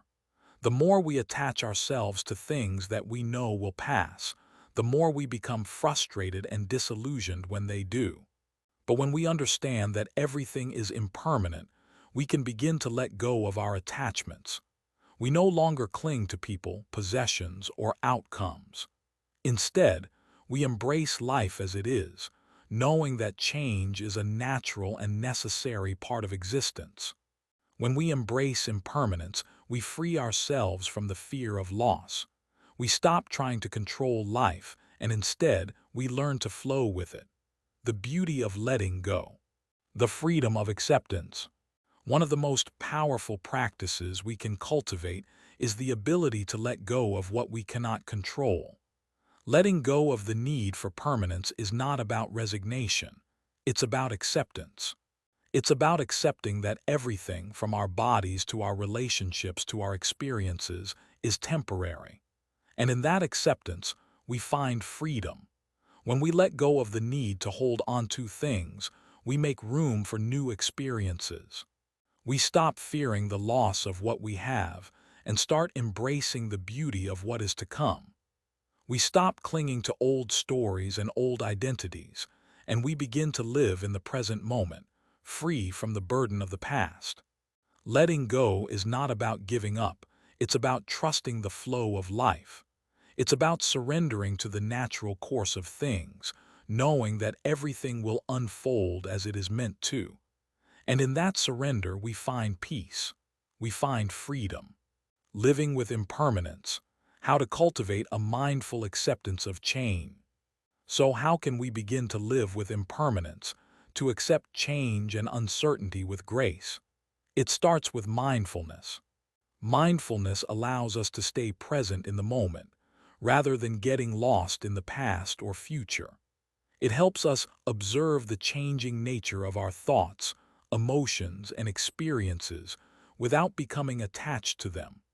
One of the most powerful ways to practice mindfulness with respect to impermanence is to observe the natural ebb and flow of your emotions. Notice how feelings of joy, sadness, anger, and fear come and go. Just as the tide moves in and out, so do our emotions. When we stop holding on to them, when we stop trying to control how we feel, we begin to experience them with more ease. By practicing mindfulness in this way, we train ourselves to accept change without resistance. We stop fighting against life's natural rhythms and instead, we learn to dance with them. The role of detachment, releasing the need to control outcomes. One of the most important aspects of embracing impermanence is detachment, not from life itself, but from our attachment to specific outcomes. We often attach ourselves to a particular vision of how life should unfold. We hold onto dreams, goals, and plans, believing that they will bring us happiness and security. But when we cling too tightly to these outcomes, we set ourselves up for disappointment. Detachment is not about being indifferent or apathetic. It's about recognizing that we can't control every aspect of life, and that's okay. It's about trusting that, no matter what happens, we will be okay. When we detach from specific outcomes, we free ourselves from the anxiety and frustration of trying to control life's unpredictable nature. We allow ourselves to experience life as it comes, without the pressure to make it conform to our expectations. The end of attachment, finding peace in the present moment. At its core, embracing impermanence is about the end of attachment. Attachment is the root of suffering. When we attach ourselves to things, people, or outcomes, we create expectations. And when those expectations are not met, we experience disappointment, frustration, and pain. But when we let go of attachment, we free ourselves from the grip of expectation. This doesn't mean that we stop caring or that we abandon our desires. It means that we no longer rely on external things to define our happiness or sense of self. We find happiness and peace within ourselves, knowing that nothing in life is permanent. We stop seeking validation from the world around us and begin to validate ourselves. The fear of loss, transforming grief into gratitude. One of the hardest aspects of embracing impermanence is the fear of loss. Whether it's the loss of a loved one, the loss of health, or the loss of something we cherish, loss is one of the most difficult things to face. But it is also one of the most inevitable aspects of life. The key to transforming our fear of loss is gratitude. When we practice gratitude, we begin to appreciate the people, experiences, and moments we have, rather than focusing on what we might lose. Gratitude helps us live fully in the present, appreciating everything as a gift. Grief is a natural part of loss, but when we approach it with gratitude, we begin to see the beauty in the time we had, rather than focusing on the pain of what's gone. In this way, impermanence becomes a teacher, showing us the fleeting beauty of life and helping us embrace every moment with gratitude and love. Embracing impermanence as a path to freedom. When we embrace impermanence, we free ourselves from the shackles of fear and attachment. We stop clinging to the past, we stop fearing the future, and we start living fully in the present moment. We stop trying to control life and start allowing it to unfold as it will. The more we embrace impermanence, the more we learn to let go of our attachments. We stop living in a state of constant striving, constantly seeking to make life fit into our ideas of how it should be. Instead, we start living with a sense of openness and acceptance, trusting that everything will unfold as it should. And in this freedom, we find peace. We find joy. We find happiness, not because we've achieved anything or secured anything, but because we have learned to embrace life as it is, in all its impermanent beauty. The paradox of control and letting go. We live in a world that constantly urges us to control our future, our outcomes, and even our emotions. We are taught that we must always have a plan, that success lies in precision, and that our happiness is something to be earned through effort and struggle. Control gives us a sense of safety, a sense of direction. It convinces us that if we just have everything in order, everything will be fine. But here's the catch. Control is a fleeting illusion. No matter how hard we try, we cannot control the winds of change that blow through our lives. And the more we resist this inevitable change, the more we suffer. When we try to control life, we resist impermanence. We fight the flow of time, pushing against the current of the universe as though we could hold it still.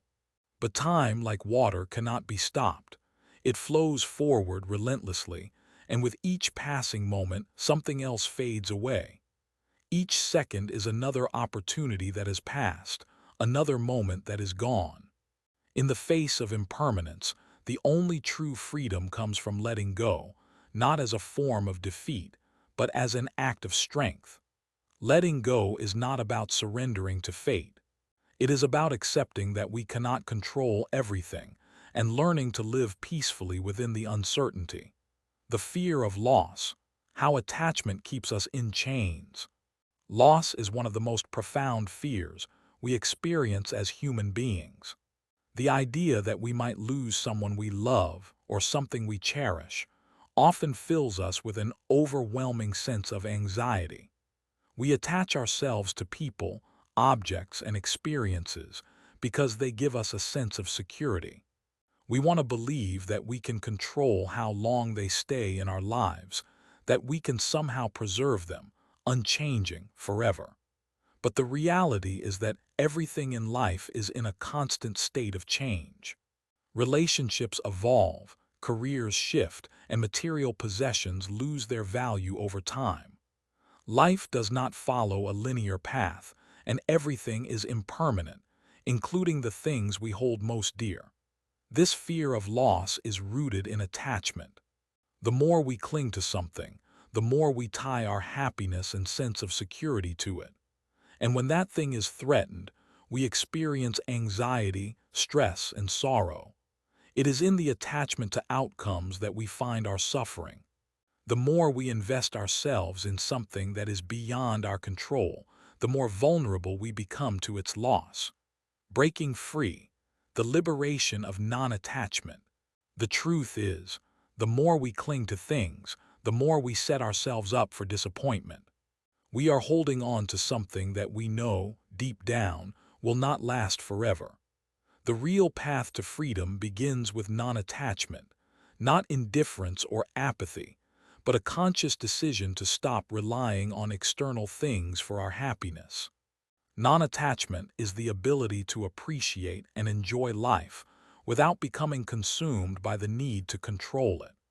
It's about loving without possessiveness, experiencing joy without the need for things to stay the same.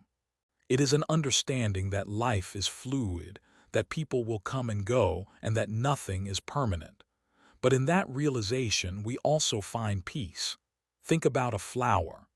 A flower does not cling to its bloom, nor does it resist the inevitable withering. It grows, blooms, and then fades with grace. The beauty of the flower lies in its acceptance of impermanence. By practicing non-attachment, we too can find beauty in the transient nature of life. Non-attachment allows us to enjoy the moments we have, knowing that they will pass, and yet not needing them to last forever. We can love fully without the fear of loss, because we understand that love is not about ownership or possession. It is about the experience of connection in the present moment. The gift of impermanence. Embracing the present moment. It is only when we fully embrace impermanence that we can truly appreciate the gift of the present moment. Every moment, no matter how fleeting, is precious. When we stop trying to hold on to the past and stop worrying about the future, we free ourselves to experience life in its purest form. Impermanence teaches us that everything is temporary, and that's what makes it beautiful. The fleeting nature of a moment gives it its value. If life were static, if nothing ever changed, there would be no room for growth, no room for joy, no room for new experiences. The very fact that we know our time on earth is limited gives us the urgency to live fully in the present. When we embrace impermanence, we stop taking life for granted. We begin to see every day as an opportunity to savor the beauty around us, to connect with others, and to live with intention. The present moment is all we truly have. It is the space where life happens, where love grows, and where peace can be found. When we embrace impermanence, we stop holding on to the past and we stop fearing the future. We begin to live in the now, experiencing everything with fresh eyes, a full heart, and a mind at peace. The path of surrender, letting go of the need for control. To embrace impermanence, we must also learn the art of surrender. Surrender is not about giving up. It's about releasing the need to control the outcome. It's about trusting that life will unfold as it should, without our constant interference. When we let go of the need to control, we free ourselves from the burden of expectation. We stop trying to dictate how things should be and open ourselves to the flow of life as it comes. This doesn't mean that we stop setting goals or working toward our dreams. It means that we stop attaching our happiness to the outcome of those goals. The act of surrender is about letting go of the belief that we need to control everything.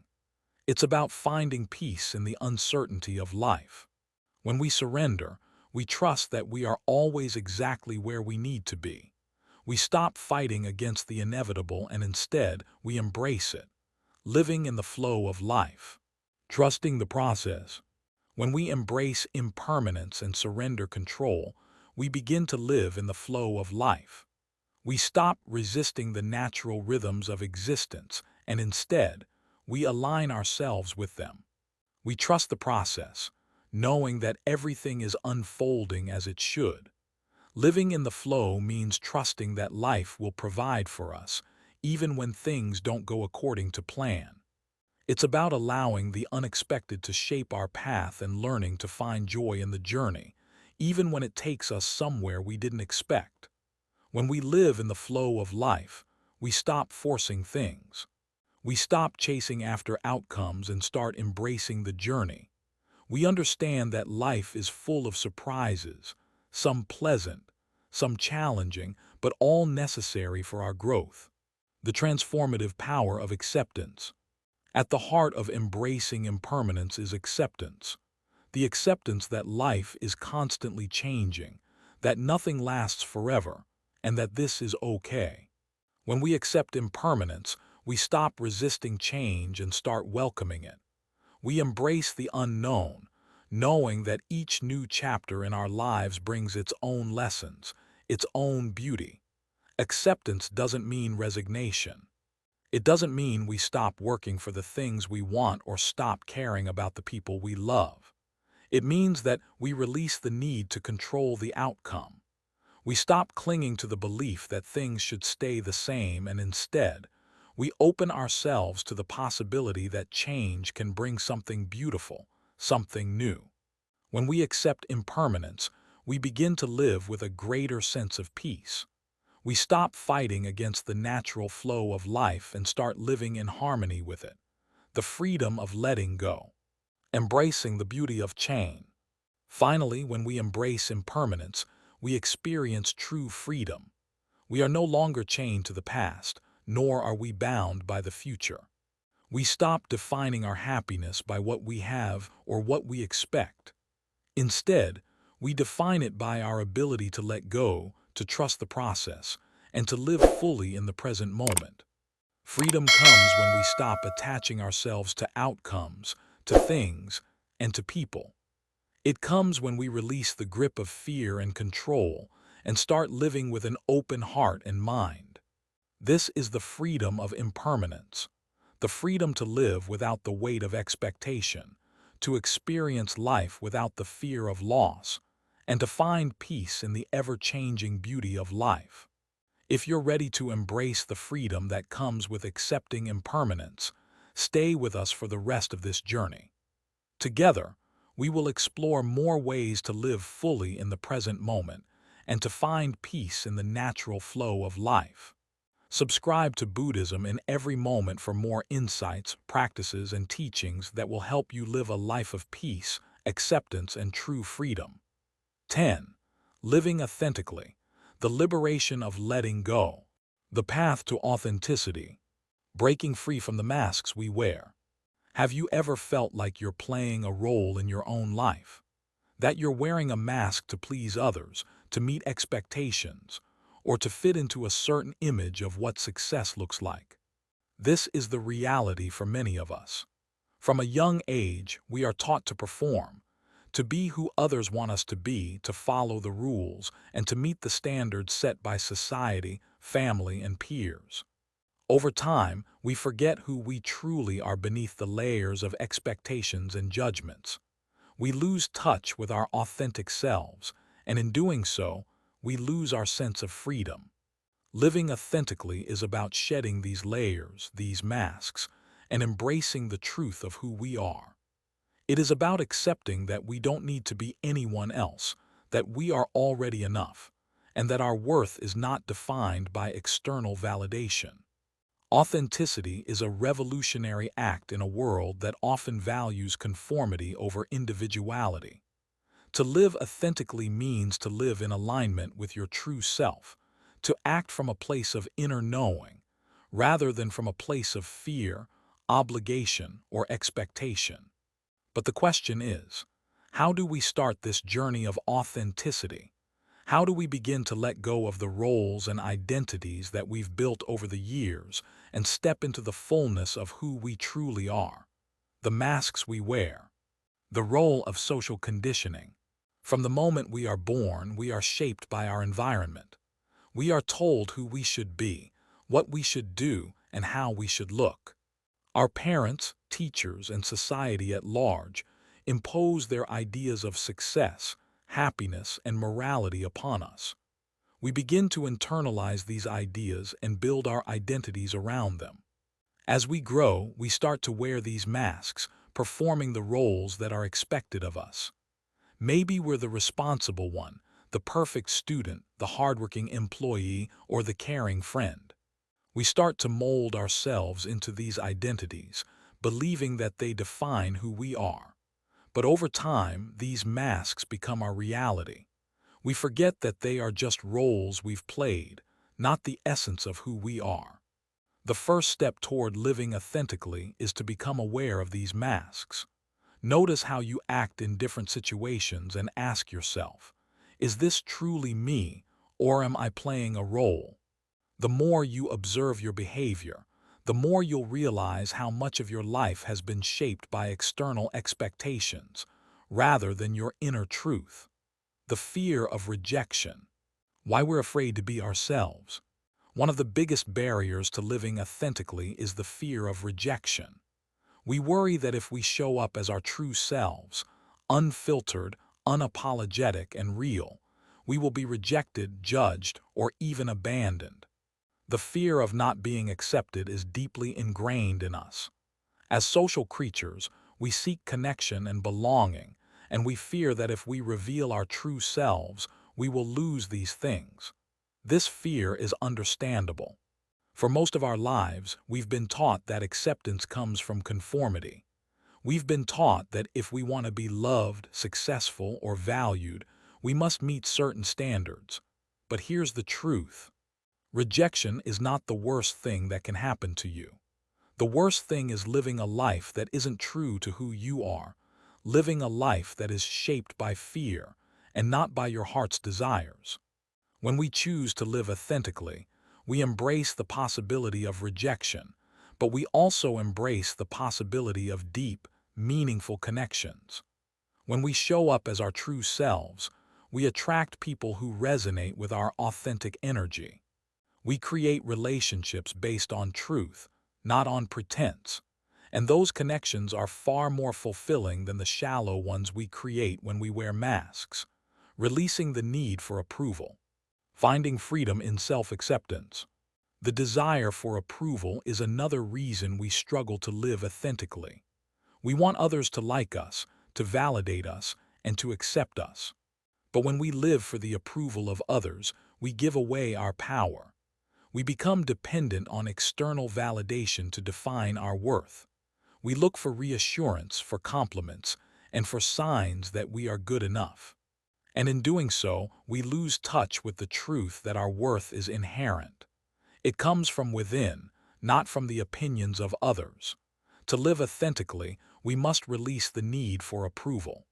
This doesn't mean that we stop caring about others, or that we become indifferent to their opinions. It means that we stop measuring our worth by their approval. We stop allowing others' judgments to shape who we are. Instead, we learn to value ourselves based on our own standards, our own heart, and our own sense of purpose. This is the liberation of self-acceptance, the ability to love yourself exactly as you are, without needing anyone else to validate it. When you accept yourself fully, you are free from the weight of judgment. You no longer need to seek approval because you already know that you are enough. The power of saying no. Setting boundaries to protect your authenticity. Living authentically also means learning to set boundaries. When we live in a way that pleases others, we often say yes to things that we don't truly want, just to avoid conflict or to gain approval. We overextend ourselves, saying yes to commitments, relationships, and expectations that drain us and keep us from being true to ourselves. But saying yes when we mean no is a form of self-betrayal. It's a way of denying our needs and desires in favor of pleasing others. And while this may seem harmless in the short term, it builds resentment and exhaustion over time. To live authentically, we must learn to say no when necessary. Saying no doesn't mean being rude or selfish. It means honoring our boundaries and protecting our energy. It means saying yes to ourselves, to our well-being, and to our authenticity. When we learn to set clear boundaries, we create space for the things that truly matter, and we give ourselves permission to live in alignment with our values and desires. The courage to be vulnerable, opening yourself to true connection. One of the most powerful aspects of living authentically is the courage to be vulnerable. When we are vulnerable, we show up as our true selves, without the masks of perfection or control. We let go of the need to hide our flaws, our mistakes, and our imperfections. We allow ourselves to be seen, just as we are, knowing that vulnerability is the key to true connection. Vulnerability is not weakness, it is strength. It is the strength to expose our hearts, to share our truth, and to be open to the world as it is. It is the courage to admit that we don't have it all figured out, that we are learning, growing, and evolving. When we allow ourselves to be vulnerable, we invite others to do the same. We create space for authentic connections based on trust, honesty, and mutual understanding. True intimacy, whether in friendships, romantic relationships, or family bonds, is built on vulnerability.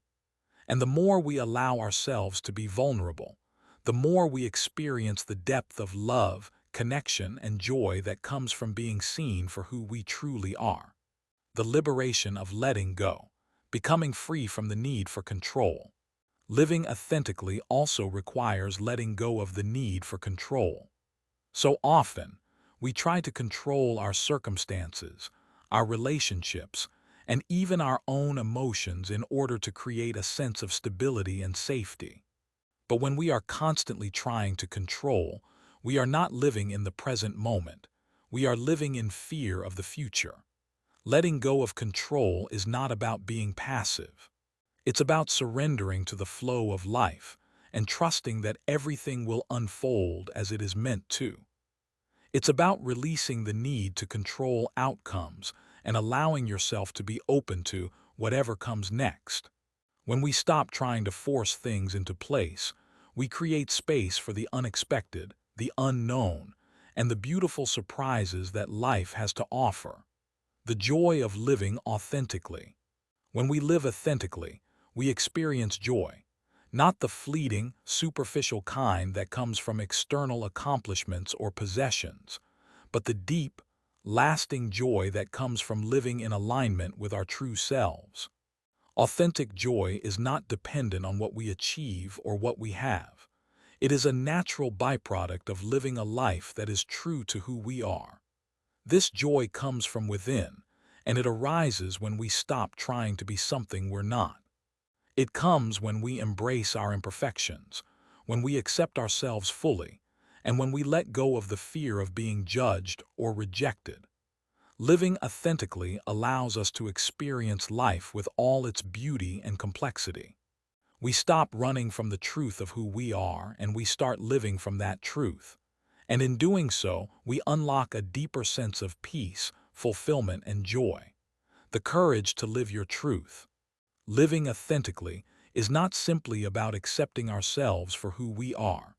It's about having the courage to fully express ourselves in the world, as we truly are. It's about shedding the roles we've been playing, the expectations we've been carrying, and the fears that have held us back. And this requires a level of courage that many of us don't realize we possess. In a world that constantly asks us to conform, to fit into predefined molds, to adhere to social norms. Living authentically can feel like an act of rebellion. The ego whispers that we must fit in, that we must be like everyone else, in order to be accepted or loved. But the truth is, true acceptance comes only when we stop pretending to be someone else. So how do we cultivate the courage to live our truth? The answer lies in our willingness to take risks, to risk rejection, to risk judgment, and to risk disappointment. But here's the paradox. The more you risk being yourself, the more you free yourself. You begin to live with a sense of ease and peace because you're no longer hiding, no longer pretending to be something you're not. This journey of self-expression begins with the simple act of being honest with ourselves. It means acknowledging the parts of us we've hidden out of fear. It means facing the parts of ourselves we've been ashamed of or afraid to show the world. And once we do this, we begin to reclaim our personal power and our peace, the liberation of letting go of expectations. One of the greatest barriers to living authentically is the weight of expectations. From a young age, we are conditioned by society, family, and peers to meet certain standards. We are taught that success looks a certain way, that happiness is defined by specific achievements, and that approval is something we must earn. But living authentically means releasing the expectations placed upon us by others, and the ones we place upon ourselves. It means letting go of the idea that we need to achieve a specific outcome in order to feel good about ourselves. When we live under the weight of expectations, we are constantly striving for something that is never fully attainable. The goalposts keep moving, the bar keeps rising, and we find ourselves chasing something that will never truly satisfy us. Letting go of these expectations doesn't mean giving up on our dreams or aspirations. It means releasing the need for perfection and instead focusing on the process, the journey itself. It means acknowledging that life is not about the destination, but about how we choose to show up moment by moment. When we let go of the need to meet others' expectations, we free ourselves to create a life that is uniquely ours. We give ourselves permission to pursue our own passions, our own desires, and to define success on our own terms. Living authentically means embracing the freedom to live life without the fear of falling short of someone else's standards. Living with intention, the power of conscious choice. Living authentically requires living with intention. It's not about going through the motions of life, reacting to circumstances as they arise. It's about taking ownership of your life and making conscious choices that align with your deepest values and desires. Too often, we live reactively. We get caught up in the demands of work, family, and society, and we forget to pause and ask ourselves, what do I truly want? What do I truly value? We allow external pressures to dictate our actions, and before we know it, years have passed, and we realize we've been living someone else's life, not our own. Living intentionally means taking the time to reflect on what truly matters to us. It means asking ourselves deep, important questions. What do I want from this life? What brings me joy? What am I willing to stand for? When we make these conscious choices, we begin to live a life that is aligned with our deepest truths. We stop reacting to life's circumstances and start creating the life we truly desire. The power of saying no. Protecting your authenticity. One of the most important tools in living authentically is the ability to say no, a skill that many of us struggle with. We fear rejection, we fear disappointing others, and we fear missing out. But saying yes to everything is a surefire way to lose touch with our true selves. Living authentically requires us to set boundaries, boundaries that protect our time, energy, and peace. It means saying no to things that drain us, to obligations that don't serve us, and to relationships that don't nourish us. Saying no isn't about being selfish. It's about honoring ourselves and creating space for the things that truly matter. When we say no, we are saying yes to ourselves. We are saying yes to our peace, our well-being, and our authenticity. We stop overcommitting, overextending, and overcompensating. We begin to create space in our lives for the things that truly align with our values and purpose. This ability to say no is an act of self-respect. It is the recognition that our time and energy are precious, and that we can't pour from an empty cup. By saying no, we protect our authenticity and our well-being, and we ensure that we are living a life that is true to ourselves, not to the expectations or demands of others. Releasing the fear of rejection. Embracing vulnerability. Another major challenge in living authentically is the fear of rejection. We fear that if we show up as our true selves, without the masks we've carefully crafted, we will be rejected, judged, or ridiculed. The fear of rejection keeps us playing small, keeps us hiding parts of ourselves, and prevents us from showing up fully in the world. But here's the truth. Rejection is not the worst thing that can happen to you. The worst thing is living a life that isn't true to who you are. The worst thing is hiding who you really are out of fear of what others might think. Rejection is temporary. It's a momentary experience, but living inauthentically is a lifetime of suffering. When we embrace vulnerability, we open ourselves to the possibility of rejection, but we also open ourselves to the possibility of true connection. The people who are meant for us will love us for who we truly are, not for the masks we wear. Vulnerability allows us to connect with others on a deeper level because it invites authenticity into the conversation. It allows us to be seen without pretense, without fear. Living authentically requires the courage to be vulnerable, to share our true selves with the world, even when it feels risky. And the beauty of this is that the more we allow ourselves to be vulnerable, the more we invite love, acceptance, and true connection into our lives. The joy of authentic living. Finding peace in being yourself. When we live authentically, we experience a joy that is unmatched. It is the joy of being ourselves, of showing up fully in the world without fear of judgment or rejection. It is the joy of knowing that we are enough, exactly as we are, and that we don't have to pretend or perform for anyone. Authentic living brings peace. It brings a deep sense of inner contentment that comes from knowing we are aligned with our true selves. We stop looking for happiness in external achievements, possessions, or approval. We realize that happiness is found within us, in the simple act of being who we truly are. This joy is not fleeting. It is not dependent on success, recognition, or material possessions. It is a constant, a wellspring that comes from living in alignment with our values, our truth, and our purpose.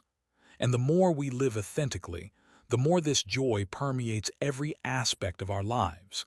Living a life of purpose. The power of following your own path. Living authentically means choosing your own path, regardless of what others think or expect. It means listening to your own inner voice, trusting your intuition, and following your heart. It means creating a life that is true to you, not a life dictated by society's standards or the approval of others. Choosing your own path requires bravery.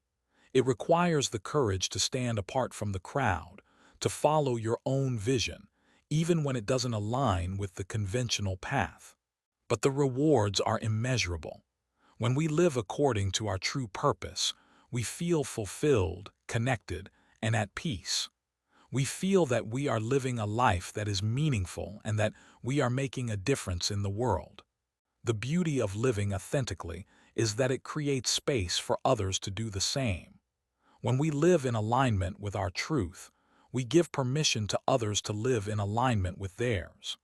We become a beacon of authenticity, inspiring others to be their true selves, too. The courage to be your true self.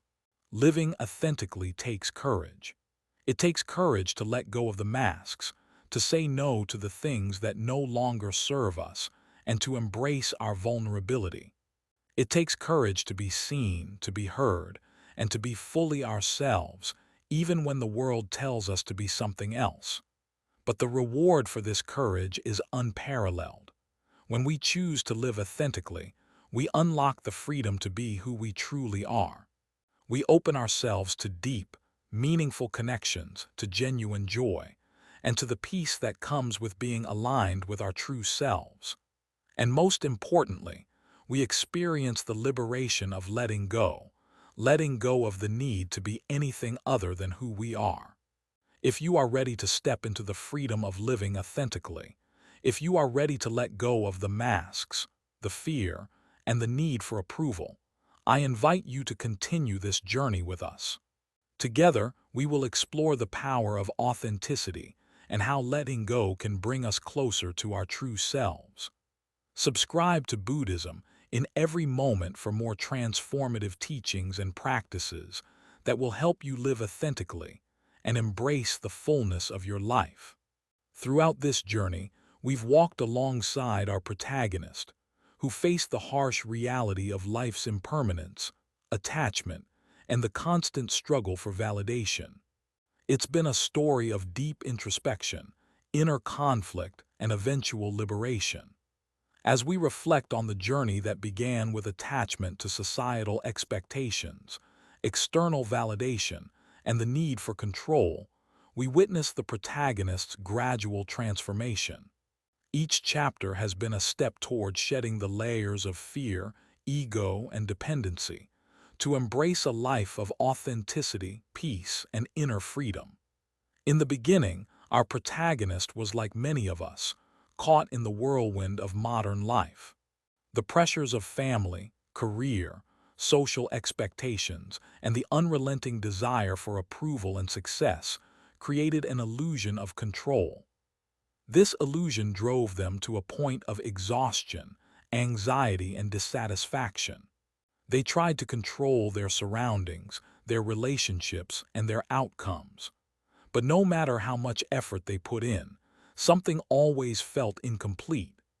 The struggle was relentless, and in the end, the protagonist realized that this cycle of chasing perfection and external validation was not leading to true happiness. The moment of realization came when they began to acknowledge that everything they were holding onto was temporary.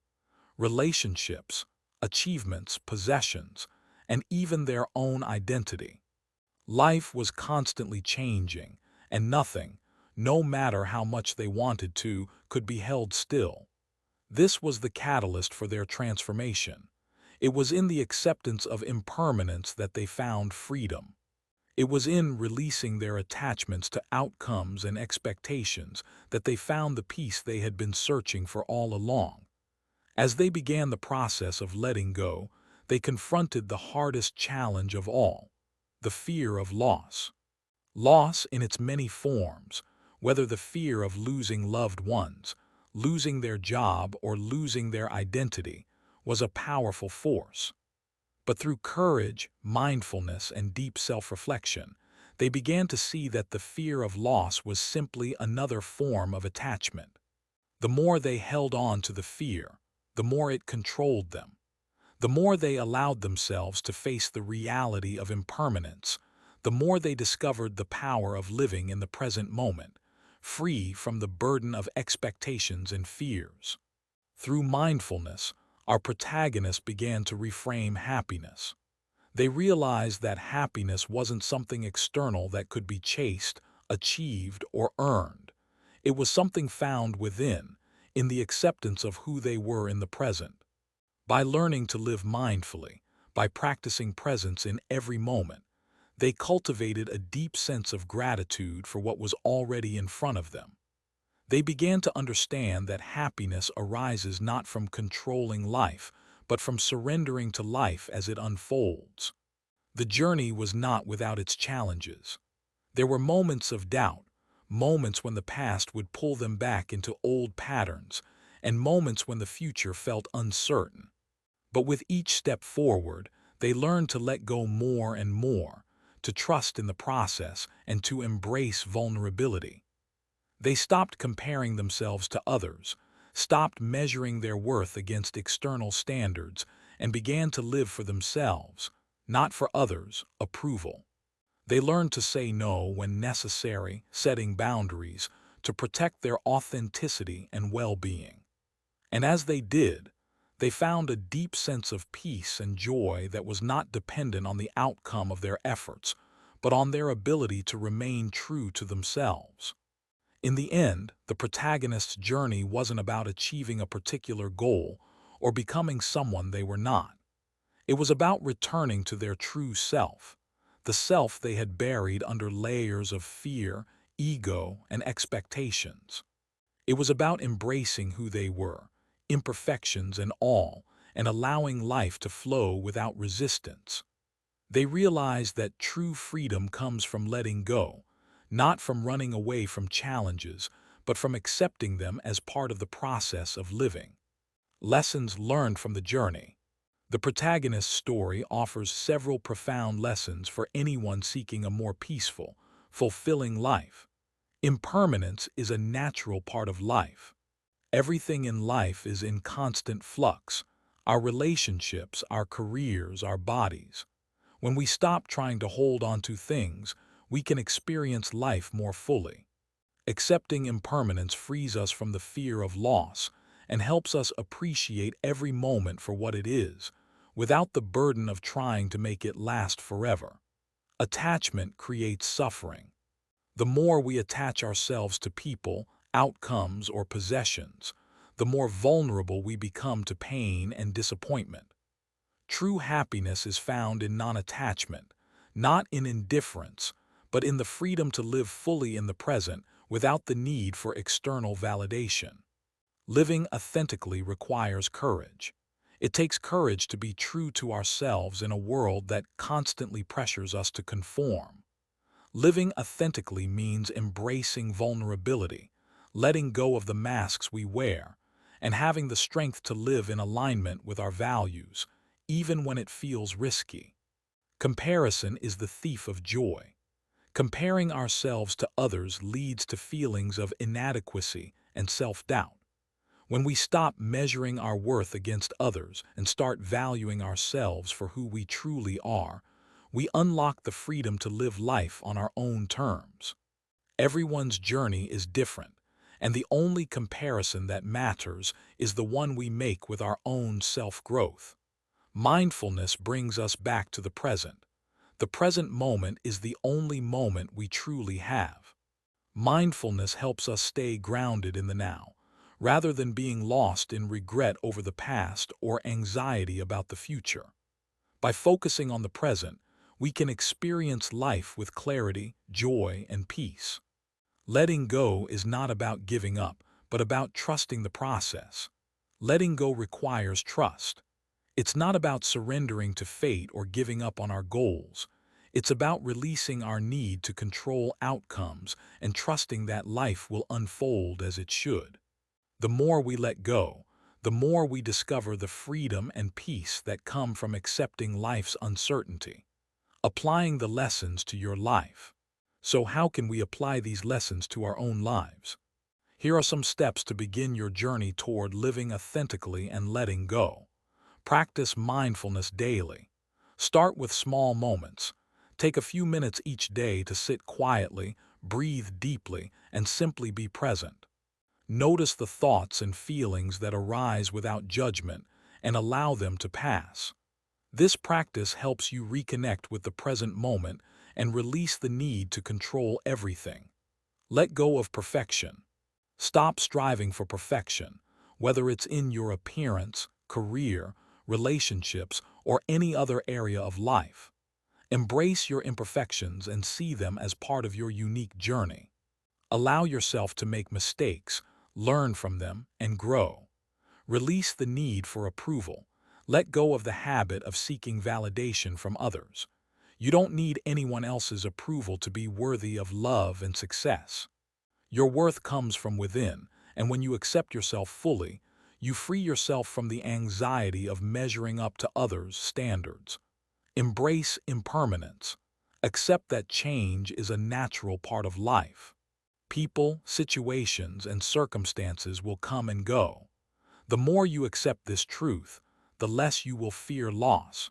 Instead of clinging to things, embrace them for the time they are with you, knowing that their temporary nature makes them all the more precious. Set boundaries and say no. Learn to say no when necessary to protect your energy and authenticity. Setting boundaries is a vital part of living authentically. It ensures that you are not overcommitting to things that drain you and that you are prioritizing your own well-being. Live in alignment with your true self. Take time to reflect on your values and what truly matters to you. Align your actions with these values, and don't be afraid to make choices that honor your truth, even if they go against the expectations of others. As you reflect on these lessons, ask yourself, are you living authentically? Are you ready to let go of the attachments and fears that are holding you back from living the life you truly desire? If you're ready to begin your own journey of self-discovery, mindfulness, and authentic living, subscribe to Buddhism in every moment for more transformative insights, practices, and teachings. Your support inspires us to keep creating content that empowers you to live a life of peace, freedom, and purpose. Thank you for being a part of this journey. We are excited to continue exploring the path of authenticity with you. Together, let's let go, embrace impermanence, and step into a life of true freedom.